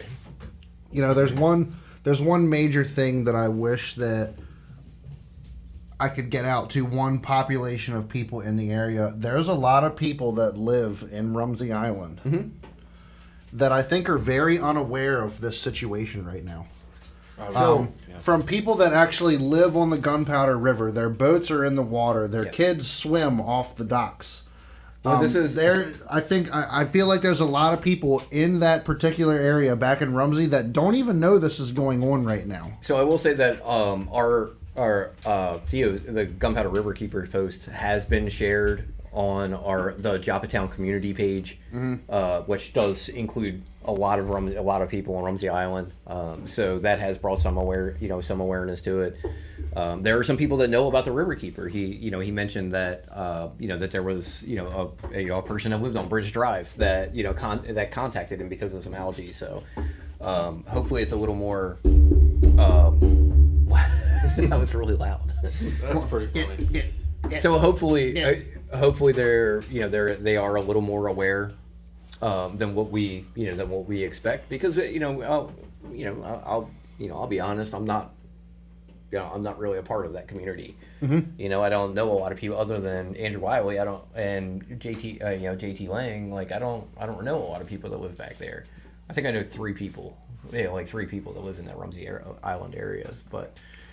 Well, I know my neighbor Sean over here. He didn't know about it. I was talking to him the other week. I said, "Did you hear about that permit?" And he said, "What permit?" I explained it to him, and he's like, "Shit, man." He's like, "I wonder how many of my neighbors even know about this right now." Absolutely.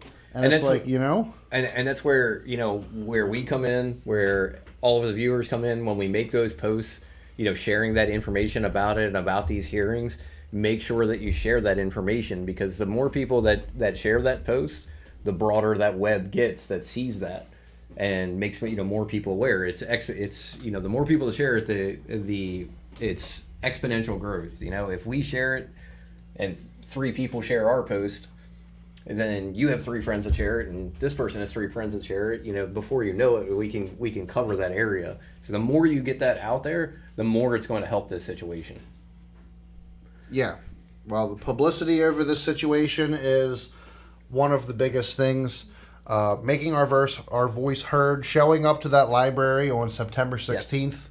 I'll be there. If you can't make it, emails. We'll provide the information. We'll get that shared out so that you can send an email or write a letter. We'll get the when Theo gets that information on the stuff to include in a letter or an email, we'll make sure that that's shared out so that you can put together a good email or a good letter to send into them to make your voice heard if you can't be at this hearing. But we're going to try to provide as many resources as we can for everybody, for the listeners, for the community, to be able to have their voice heard. One day I want to see the Gunpowder looking like the damn flats last night.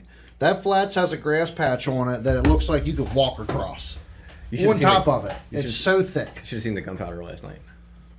What? There's a lot of grass that I didn't even know about. Yes. That's because it was super, super low. It's not the same exact way that it was before. Correct. But it was good to see because I haven't seen it in a couple of years. To come back. So I came out of the 6 mile an hour zone and hung the right to go over to the canals, and I looked at the flat and there's the shallow part closer to the canal mouths was just solid green. Hey, Tommy, thanks for joining, man. What's up, Craig? What's going on, Jim? Saw your hello earlier. Sorry, couldn't say anything. What's up, fellas? I just want to say congratulations to Tommy for the longest YouTube handle of all time. That's pretty awesome, though.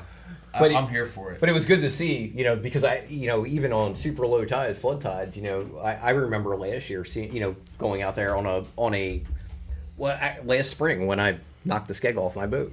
That was right. You could see it's just mud, right? And making that turn out of Mariner last night and actually seeing some grass out there, it was a good sign.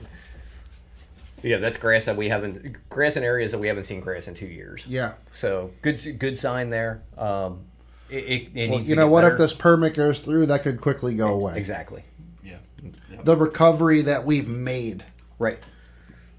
We could go backwards once again. We don't want, and that's the point. We don't want to, like Theo said, we don't want to go backwards. We don't want to, we don't want to take that step back and relax permits to, what it was 12 years ago. We want to, we want to either, maintain it under the current or make it better. That's the point. We don't want these. We don't ever want to go backwards. We should always be going forward. Things should be getting better. With technology, with all of the stuff that we have available to us, we should be able to decrease the amount of stuff that's going in, not increase. Mm-hmm. So that's the direction it should be going versus, relaxing the standards. I agree. I think it was a great session, and I'm very happy that it happened because I felt like I learned a lot with we finally got an answer right with some of the subaquatic vegetation conversation that we've had in the last couple of years. I mean, we've had this conversation for years. Did you catch that part, Chad? Or were you? I don't think you were here yet. No. We talked about the subaquatic vegetation and some things. And why it's going away. He basically said Foster Branch silt that matters. Foster Branch stuff. Did you guys end up getting into what's going on, Greg? Hey, George. Also salinity. So it can have a. Did you guys get into how some of these chemicals that do run off from Days Cove can affect oxygen levels and such of that for aquatic plant life? It wasn't so much oxygen levels. We didn't get into nitrates. That as much, but nitrates, copper, things like that can have effect. Just going over some of the things that are already going into the system from this plant. So if you have more of that stuff going in, it's just going to have a negative effect. Jim actually brought up a good point that copper was one of the things that they had going in. Copper, grass is a big thing in Florida, so Jim knows. He's like, straight up, copper kills grass. Not to be off topic here, but we literally need to just make one singular bass and beer trip down to Florida to just hang out with Jim. Yeah, I agree. We need to do that. January. I think Jim has been watching our show every single Friday since we've had Mike Bucco on. Yeah, I would agree. Jim, I think we appreciate you. Jim, we you really are do. you are one of the OGs, brother. We love you and we appreciate you. We've never personally even met. I feel like you're one of my closest friends, straight up. I was just talking to Jim the other day. we were texting back and forth. Yeah, talking about. Told him I finally got to try that 5-inch bull shed, the 5-inch Yep. trick shed. You know, I was thinking about the other day because Jim was saying earlier that there's a Buka rod or Buka brand Dobbins rod. The Buka Dobbins rod's on sale on Amazon right now for $110. That's Ooh, really? it's 50% off. it's Okay. great but awful because right now I own every Dobbins rod except for the Ecstasy, You own a Buka Dobbins? No, except that one. Well, you need to has get like- that I'm one. saying like it's a new release, so I have to buy it. $110. Go ahead, go buy it. Yeah. Fishing for dollars, man. We appreciate you. Thank you very much. We're glad to see that. Another cool thing that just would- being you on know- YouTube, fishing for dollars, found us, and We now he talk comes about- back to watch the show. I think that's cool. We talk. He mentions staying involved in your area, and like I just want to let everybody know like. Theo is very involved, and gets involved Incredibly. with the government, and you don't have to be that involved to make a difference in your area. Because if we all, if everybody does little, if everybody does a little, it makes a lot of impact. So just as much as picking up trash, like I clean miles of fishing line out of trees every year. Yep. Just to make sure that that birds are not going to birds aren't going to get tangled up. Always leave a place cleaner than when you came. Exactly. If we all just do that and make that little bit of effort, it has a lot of impact. It's such when a small everybody's doing it. effort too. Right. You're already going over there to get your crankbait stuck out of the tree anyway, so you might as well take the trash that's over Well, there even that, too. like if I see a piece of fishing line hanging from a tree, I just go over there and take it out. It takes, it takes 2 minutes. The amount of plastic bags and things that I've Right. soda cans Balloons. or beer cans, those, balloons. those damn balloons. Yeah, the amount Stop of buying those damn helium balloons and letting your kids let them loose. Because then I got that kills a damn turtle somewhere. Then I gotta stop when I'm running to the flats and make a circle back and pick it up, because if I can't go buy something like that and just let it be in the water. Does it bother you if you go past a piece of trash and you don't pick it up? Yes. Yeah, it does the same thing to me. I'm like, yeah, I can't. I can't just go past that and ignore it like see it's like not a there. see like a can like the a couple Thursdays ago. There was an old an old beer can, floating down the river. So I see it, Was and there any Candace beer is in like, I hope not. It looked like it was 4 or 5 years old. It'd been there for a while. I would have hit it. It was Mick Ultra though. Ew. Oh shit. Shotgun. That shit, So I mean? so I just I'm like, oh, That would I be can see it. legendary. Candace is like, oh, what's I'd that? do it. And middle of the tournament, I'm like, I just go over there, pick it up, throw it on the bottom of the boat, and throw it away when I get back to the ranch. Mm-hmm. If we all do stuff like that, it does make a big impact, even though it seems very minor. And you see that beer can floating down, you're like, I don't feel like picking that up. The crazy part of But this is it's always a can that's like 15 years old, and it's like, how is this still here? Why is it floating? Right? Yeah, right. It's literally been on the bottom of the river for. It'll 10 be like a years. natural light can. It was the design of the can from 15 years ago. You're like, one side of the can is like bleached out. Yeah. That's been on the river bottom for like 15 years. Now it just randomly floated up. Or or it got dislodged from a tree, or who knows why it's there, but just pick it up. It takes 2 seconds or a couple of minutes to cut that fishing line out of a tree. I so badly want to get that damn boat out of the pond. Is it still there? I haven't been Oh back in a yeah, while. it changes position every time I go back there somewhere else. Like, That would be a great. you have no, like, I'll never do this to any of the government officials that might be listening, but do you know how many times I've been tempted to just pop that thing a couple times with a 9mm, so it just sinks to the bottom or something? It's like, I mean, it would be nice. I mean, depending on if there's like gas tanks or something. Like if there's like gas tanks and stuff in it, I'd rather it be pulled out. But if it's just like a boat, that had That'd be a cool video. like a it would be a video that takes you to jail. if it's just a if it's just a boat that doesn't have like gas tanks in it, if it's just somebody's like Why would it take you to jail? You're I getting really a want boat to know, out like, of the who's river. the person that decided to drag that thing back drill there? a couple holes in it or something. And, Yeah, just let it do sink, something. and then waypoint. Like, look, coming from somebody who's sunk a boat before, right? Like, that shit happens fast. It's not like somebody towed it back there and was like, yep, I'm going to sink it right here. They 100% did. They could have been back there, drinking a 6-pack, smoking cigarettes, and crappie fishing, and then old Leroy in the back said, hey, my feet are wet. That is 120% a boat that somebody dumped it. Or they didn't know how to get rid of it. They didn't feel like paying to get rid of it. So they're like, oh, well, we'll just take it back there and we'll sink it. Nobody will ever know about it. That's exactly what that is. And boat disposal is expensive. Like, if you have an old fiberglass boat that you want to get rid of. Is it fiberglass? Yes. So, dude, like right now on the side of Route 40, you go down the side of Route 40 once you get to Aberdeen Proving Grounds, like before you get off onto 543. Like that area? It's not 715 gate. Okay. Before you get to 715 gate, if you look off on the right, like where that, I don't even know what the hell it is. It's like Lincoln. Right, one of those abandoned buildings right now. Somebody literally took an old boat and dumped it right behind this building, right there on Route 40. There's a fiberglass, but it's just sitting there with a bunch of big pile of trash, and the government will not come and clean it up. They're not going to do it. It's just going to sit there.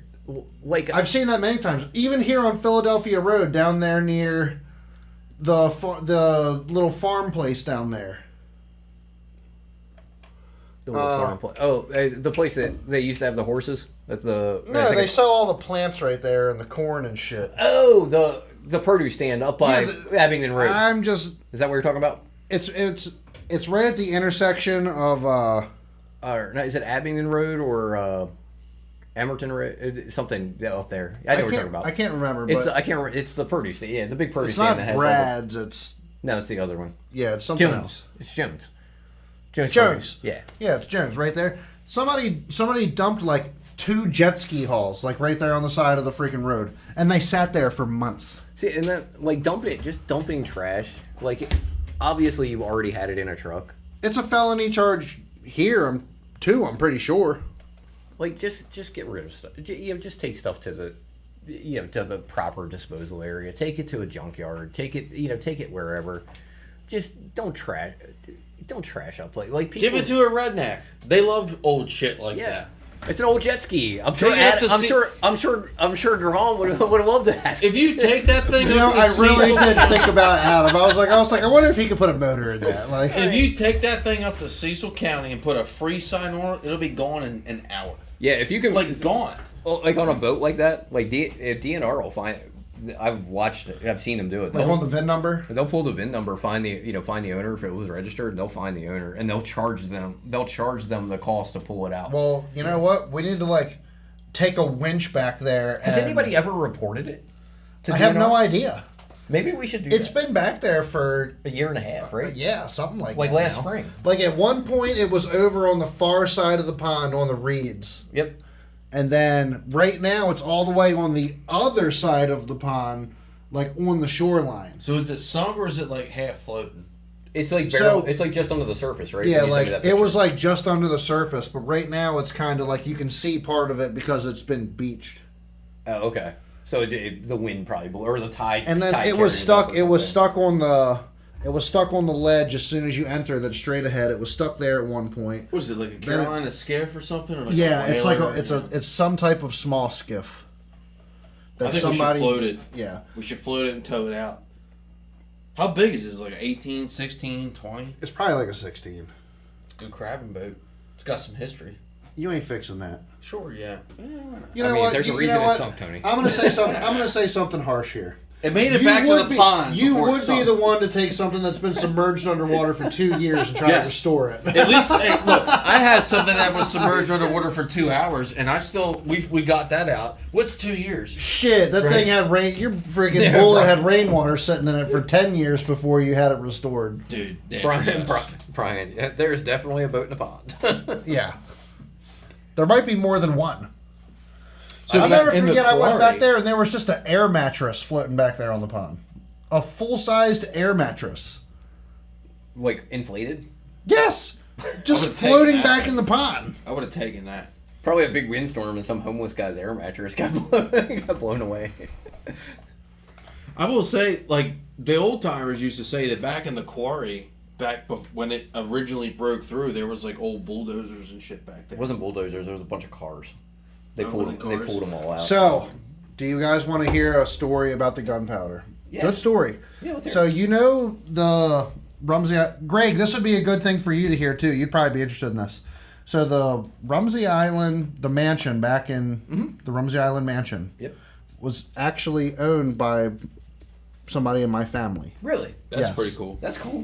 Why don't you have it now? Yeah. So my uncle Charles Anderson. Okay. You also And have he an actually uncle, just you told also me the have an story. Uncle Charlie.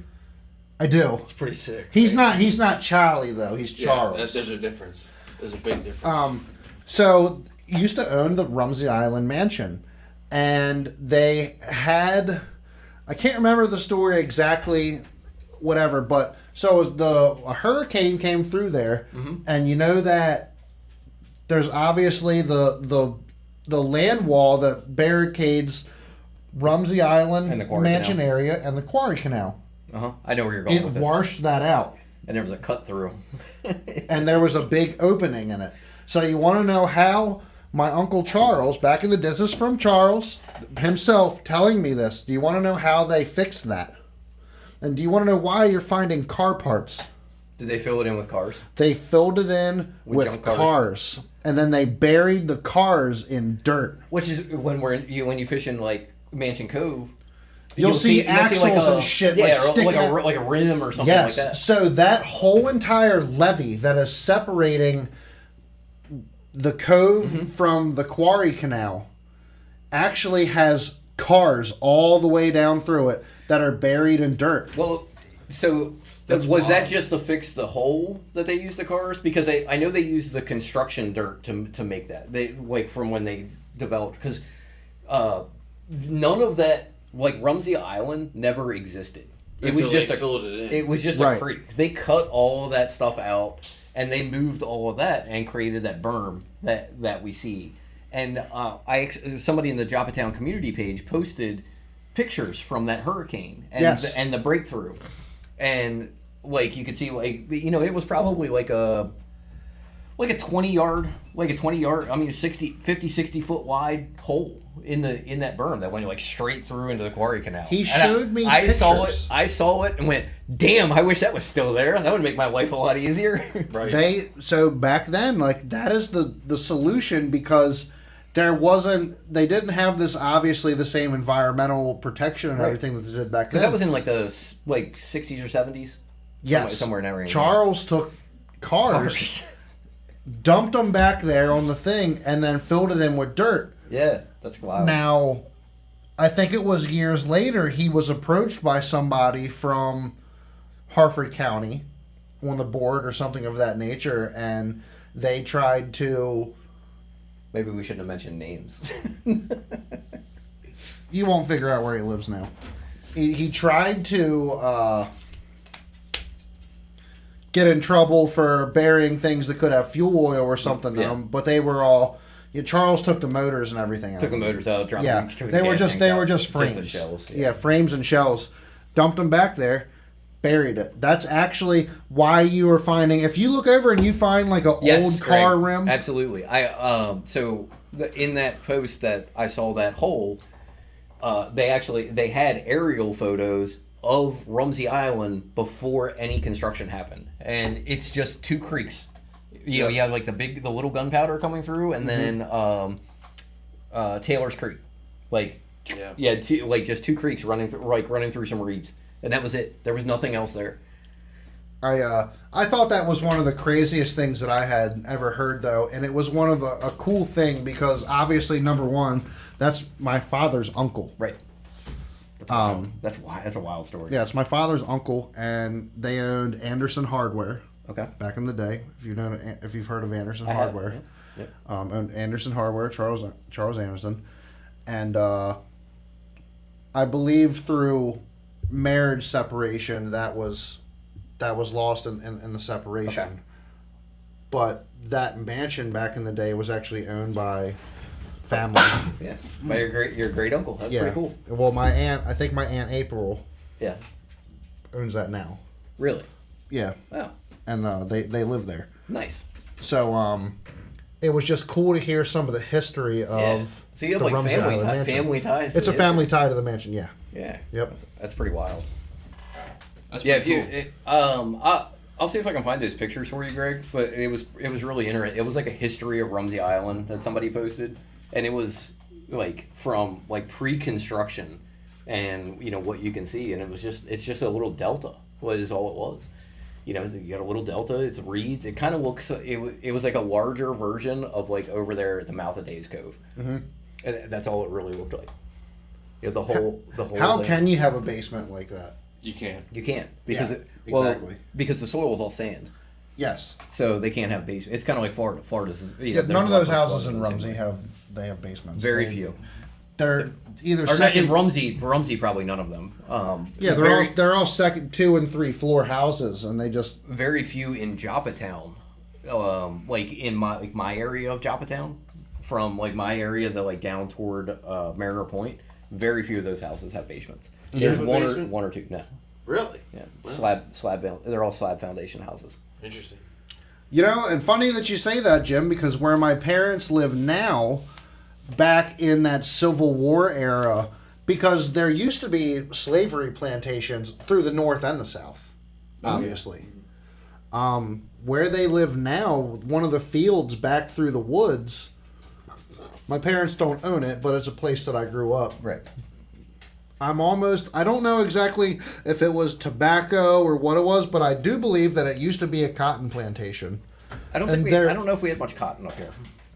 I don't know if it was cotton or if it was Probably tobacco or tobacco was huge here in this Right. area. It probably was tobacco. Because it And- still is in Pennsylvania. Uh-huh. Like you go through some of like the rural Lancaster area, like Yeah, up by, you'll see like huge tobacco. Up by the ramp, up north of Peach Bottom. If you ever go up to Muddy Creek Access, you drive through miles Yep. of tobacco fields. Yep. Yeah, if you go to like if you go over to like Muddy Run, like that area, like if you go across the river, like there's tobacco fields everywhere. And the reason that I know that this was definitely a plantation of some type at one time is because if you go through the woods, there's like man-made rock walls where they're not so much like a wall, it's just like a massive pile of rocks that just makes a wall, like Yeah. all the way around the property. Yeah, it's where they fencing. had people go out there and they just piled up rocks like all the way it's around. just a rock fences. Yeah, Yeah, it's like Big it's thing, just yeah. a rock levee or That's whatever cool. you want to call it. And then there's a slave house up on top of the hill that is like rotten, completely falling apart. Joe, You know what I'm saying? Joe said there's huge tobacco fields up there in Cecil County. The Amish, the Amish do a lot of in Lancaster Yeah. County. Still do a lot of tobacco. We are considered south, technically. We're south of the Mason-Dixon line, but the Mason-Dixon line was not the dividing point of the North and the South. No, It 'Cause we was were- the dividing point of like Pennsylvania and Maryland or something of that nature. yeah, it gets it gets complicated. Yes. Especially because if you look at the reason we have Virginia and West Virginia, those were split because West Virginia was sided with the Union and Virginia sided with the Confederacy. So prior to the Civil War, West Virginia didn't exist. And West Virginia is technically south of the Mason-Dixon line. It was just a big state for lovers. It was big, Yes. big state for lovers. That's correct. Incest. Maryland was very like 50-50. Like it's crazy how Why do I feel like it still is? it is It's Like, you know what I'm saying? because I got to go back like four is it 4 grades? It might be 5 grades for me and 4 grades for my dad. Served for the Union. The Union. He was from Maryland. Their regiment from Maryland served with the Union Army, which was pretty wild. We did a lot of research probably 25 years ago. We did a lot of research into it just to see like what battles he had fought in and stuff like that, because he's like direct descendant, right? Like great grandfather, and it was pretty cool, like just like learning about some of the history of Maryland and the different things, and you could have Maryland was very pro and very It's like we're right there. We're right there. You Like know it what I was mean? like a dead split. But officially, it was a northern state. Not really. No, officially. Officially, it was a northern. It's officially both because it's officially a northern state, but it also, Jim says we're a bunch of damn Yankees up yonder. it's also officially the center star on the Confederate flag. The Confederate flag represents Maryland. So, however, Which is Maryland interesting. never seceded from the Union. Correct. Because when So- the vote came to secession, Abraham Lincoln arrested everybody in the meeting. That's little Cuba. Damn Yankees. Well, he did. consider- I mean, like- anyone north of Georgia, Yankees. Abraham Lincoln got word that there was Maryland state senators were going to vote on There secession. was major battles in Maryland. Yeah. And Was that the Battle of 1818? Well, that's way before Civil War. we're talking but- Antietam was that's really The Battle of 1818, or it would have been the War of 1812, which is when the English burned the White House. There was Yes. a lot of battles in Maryland in the War of 1812, Yeah, but that was U.S. English fighting, United States English. So long before, throughout history we've had a lot of there's been a lot of stuff that's happened in Maryland that's pretty cool. Not too far from here you can track, like, you see those like historical plates like on the side of the road. Mm-hmm. So over in Moncton, there's a place that like George Washington stayed like on his way to like that's where they traveled through to go to like one of one of the battles in Pennsylvania. Maryland, Delaware, Rhode Island, Virginia. What? Like, they're just very, very historic. Anything on A the lot of the Coast. East Coast states, but like when I was in school and we were talking about like the original colonies, I don't think Maryland was one of those original Yes. colonies. Was it? 100%. Yeah, I thought it was just Delaware and like Maryland's one of the earliest colonies. Delaware, Yeah. Pennsylvania, New Jersey, something of that nature. Maryland's been so here's a cool, I'll give you a cool history fact. We're talking about Maryland. So there were 3 places that were considered for the capital of the United States. And one of them was Havre de Grace. That's Really? awesome, actually. That would really suck if that was the way it was now. Havre de Grace. So Havre de Grace is in that time in the mid to late 1700s was a huge port. Like as Right. far as like a Before, city goes before for that it was time. all silted in. Yep. Well, not even before that. I mean, this obviously this is before the Susquehanna River. Yeah, Greg dammed. knows. He says because the Bay was a major point. Yeah. So why choose D.C.? So DC, because they created DC as it's a federal, technically a federal city. Captain John Smith is one of the first descendants of my mother, the guy that was banging Pocahontas. Was that John Smith? Yeah, yes, it was. Good for him. What a But hero, dude. yeah, there's a huge amount of history in Maryland. When you Sorry, get back Greg. into colonial times, I think Maryland. I want to say Maryland was gifted to John Calvert in like 1620 ish, somewhere around there. Yeah, it was it was real. Maryland was one of the earliest colonies, along with because Virginia was kind of like the first colony. So like you got Maryland, Virginia right there, right? Right. So Maryland, Virginia, Delaware, that area. Then up north, you had Rhode Island, where Plymouth is, and then you had the Carolinas. So any of those direct East Coast states were Everything all was there. established over here, and then it was just like slowly built onto, like towards the west. It seems. So it slowly. So here, we're turning this into a history So show. we killed killed all the Indians and we took everything. I'm a freaking history nerd, so like this bugs me out. I do love that at the end So- of things we can talk about whatever we feel like talking because it's So fun. after we didn't really expand that fast. If you look at it like from a time or that slowly, if you look at like a time period of history. So during the French Revolution with Napoleon, so that would have been early 1800s. we were pretty much like tapped out at the by like the Mississippi River. So we had kind of went into like, you know, we had like Tennessee and places like that, but west of the Mississippi, like we didn't really have anything there. It was all owned by the French. So the French owned everything up the middle of the United States, the current United States. Where did the French land, though? So they came from Canada. So the French had Canada, and then they came down the Mississippi. So because of the from the Great Lakes, down the Mississippi. So from with the French Revolution, we ended up with the Louisiana Purchase. The Louisiana Purchase was Thomas Jefferson purchased this large tract of land from Napoleon for dirt cheap, and it was this massive tract almost as cheap as boomers bought their houses for. So and think about this was the early 1800s, so in history that's 200 years. It's not a long time in the scheme of like history. If you look at like England and places like that have been around for thousands of years. So we get this huge tract of land that now gives us access to the western part. And then, so we have this big tract of land.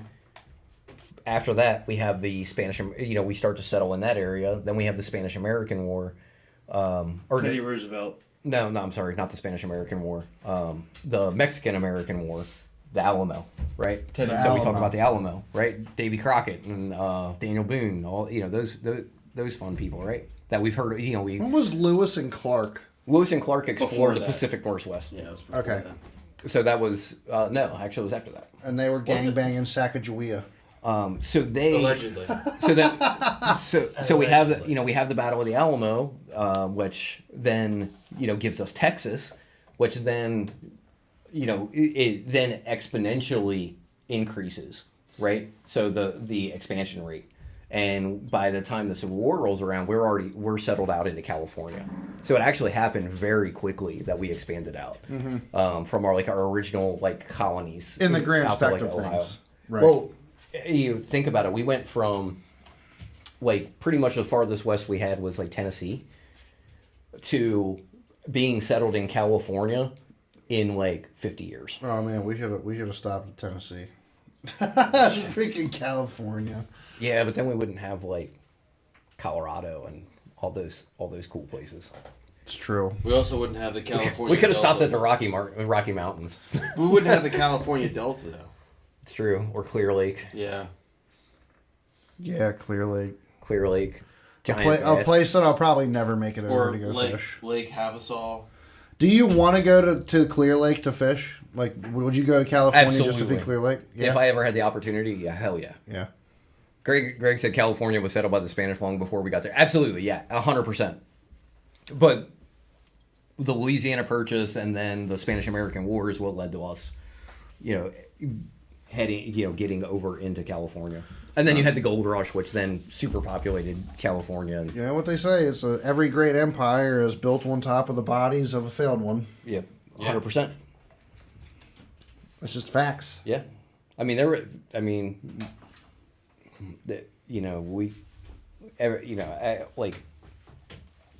Not getting into semantics on this, but a lot of people, like to talk about, Americans, destroying other civilizations to, be part of America. But that happened everywhere on the planet. Exactly. If it wasn't us, it would have been the next guy. It happened everywhere on the planet. Yeah, the Spanish, effectively wiped out the Aztecs. So See, but a lot of people don't see it that way. They see it as us wiped out the Mexicans. Yeah, but and the that's not Aztecs- how it happened. but the Aztecs- the Spanish wiped out Indians. everyone that lived there. And then we wiped out the Spanish. And then, well, no, just in Texas. I feel like I thought the Spanish wiped out the Indians, and then we wiped out the They Spanish. eventually No, just we just left. took Texas. They eventually just left, but their influence is still there, which is why all of South America speaks Spanish.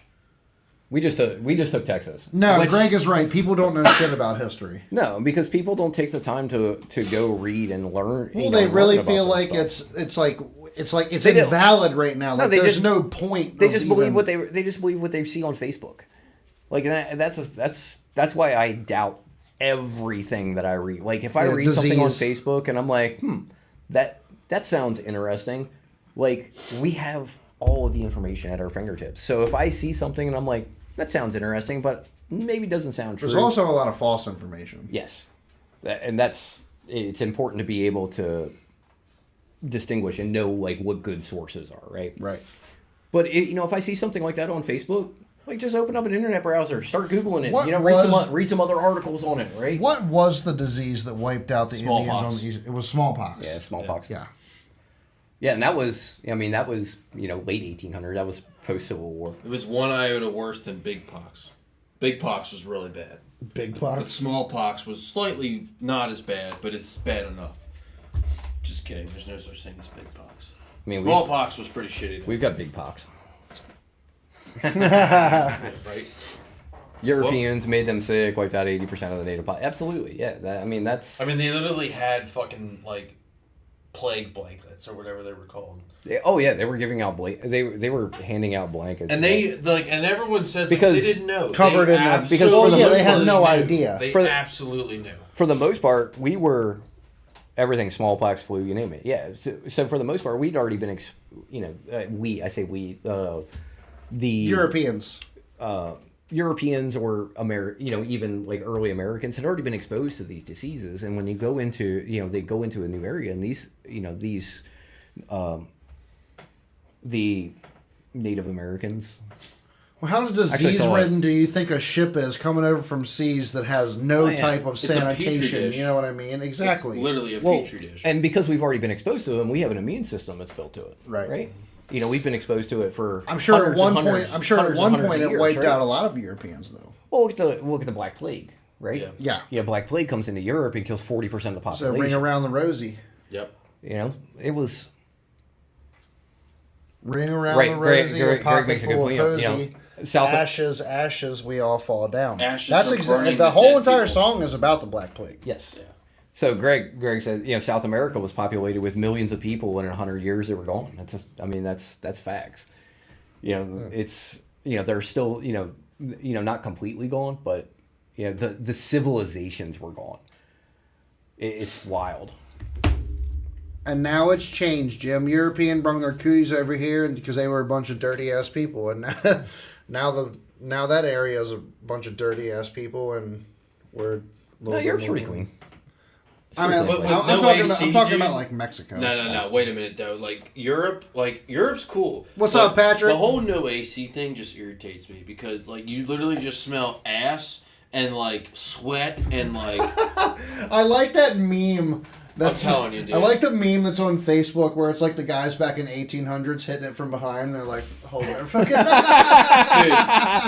Dude, you can literally in Europe you can walk past a really really attractive woman and be like, wow, she's hot, and then be like, yeah, okay, never mind. It's mind blowing. Excuse my Yeah, I've seen that, but it's absolutely true, dude. Well, wait till you try guns. Yeah, the whole no AC thing just really bothered me. I mean, both times I've been to Europe, it's just hot as fuck, and there's no AC. They really don't have AC over there? None, dude. They don't use it, None. yeah, they don't Not use AC. on public. Why? You get in a bus, and when I was getting in Well, buses in different Germany, it was climates. just like you were gonna die. You have different Obviously, the climates.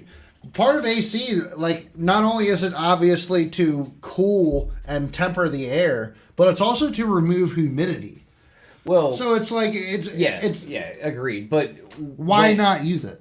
So different climates. So when over here, we're in, it would be like living in New York. So upstate New York. The cabins that we stay in when we go to the St. Lawrence, there's no AC in them because it never really gets hot enough to warrant it. You can still You be still need comfortable. to have some type of circulation. Yeah, I mean, but Air up there movement. it's like a fan, right? Right. That's the same thing with Europe. It was kind of like that, but they just a lot of those areas just don't get that stifling heat that we have here.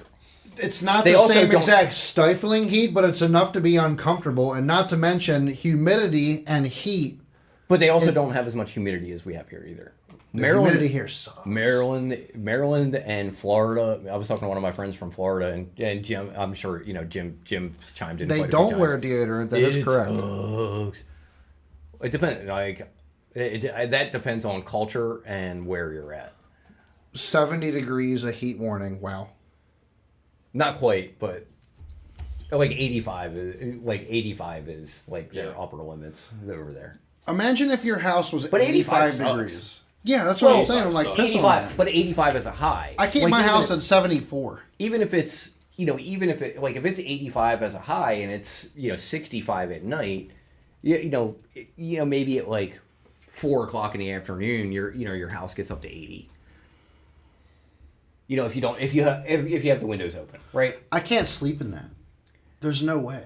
But if you've never had AC, you would be fine. You'd be acclimated to it.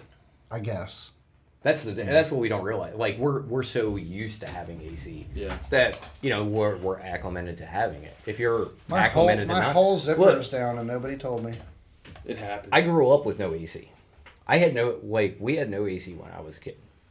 Like until I was like probably 13. And then we had like a window AC unit. Oh God, Jim. That just did like our living room and dining room. Like that was all. I mean, that was all I had. We never had AC. Yeah, living with my grandparents. Like my grandmother is 94, still has no AC, just a window, just like a fan, and a window unit, and it's just like, how do you survive? Like it's crazy, dude. She's a lot tougher than we are. Mine's yes. the opposite, Pat. Mine's 64 in the day and 68 at night. I definitely But have I to have my work room from like home, nice so. and cold. Greg said no AC till 1978. Greg, that was 5 years before I was born. Damn. Damn. Way to be old. Well, gents, are we wrapping it up? Because I got to be up at 4:30 tomorrow. Yep. What are you doing tomorrow? I got work. I got work this weekend. Oh yeah. So you guys aren't fishing. You got to do army we're stuff. not I'm surprised fishing you're not in DC, like arresting people and shit. No, dude. Like, I'm so glad I don't have to be there for that, because that would suck. It'd be kind of cool, like the first 10 minutes, then I'd be like, damn, this is like the next 3 months of my life. Governor Wes Moore says that I refuse to deploy my Maryland National Guard. Anything Westmore says is a lie, and that's just It is. like, I don't listen to West. I have mixed feelings about that situation. the DC situation. I do too, actually. Yeah. Like, I really do. Last three for Greg, I hope I Yep. get to fish, man. I want to fish. I mentioned that. This year. I mentioned that earlier. You want to Greg. fish the last one? We should. Just All right, I'll fish it with you. just to throw that out again for Boat's ready to go. Yeah, see what happens. Let's do it. just to throw That's that out this there coming for Thursday. for anybody who missed that Are early you in the off show. on Monday? No. Okay. I gotta work. Thursday, this coming Thursday is the last threefer. So Thursday night, Mariner Point, 5:30 to 8:30. All you have to do is go there and look at Scott and be like, let's do 3 more, and he'll be like, I did get him. We only had 5 boats last night, so I did convince him to only pay 1 spot because paying 3 spots with 5 boats was Right. not. And you not get fantastic. a quarter that I found under my floorboards. So, like, So Greg won. So that. yeah. I looked at Candace so I went around and talked to everybody, the other 4 boats, and was like, hey, you guys just want to do one? We only have 5 boats. You want to do one spot?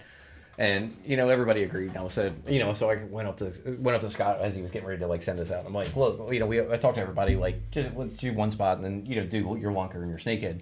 And he's like, oh, okay, well, it's okay with everybody. And I got back, sat back down the boat and looked at Candace, we're not going to win tonight now, right? Greg says, thanks for the money. But yeah, I'll fish the last one. But anyways, we're out of here for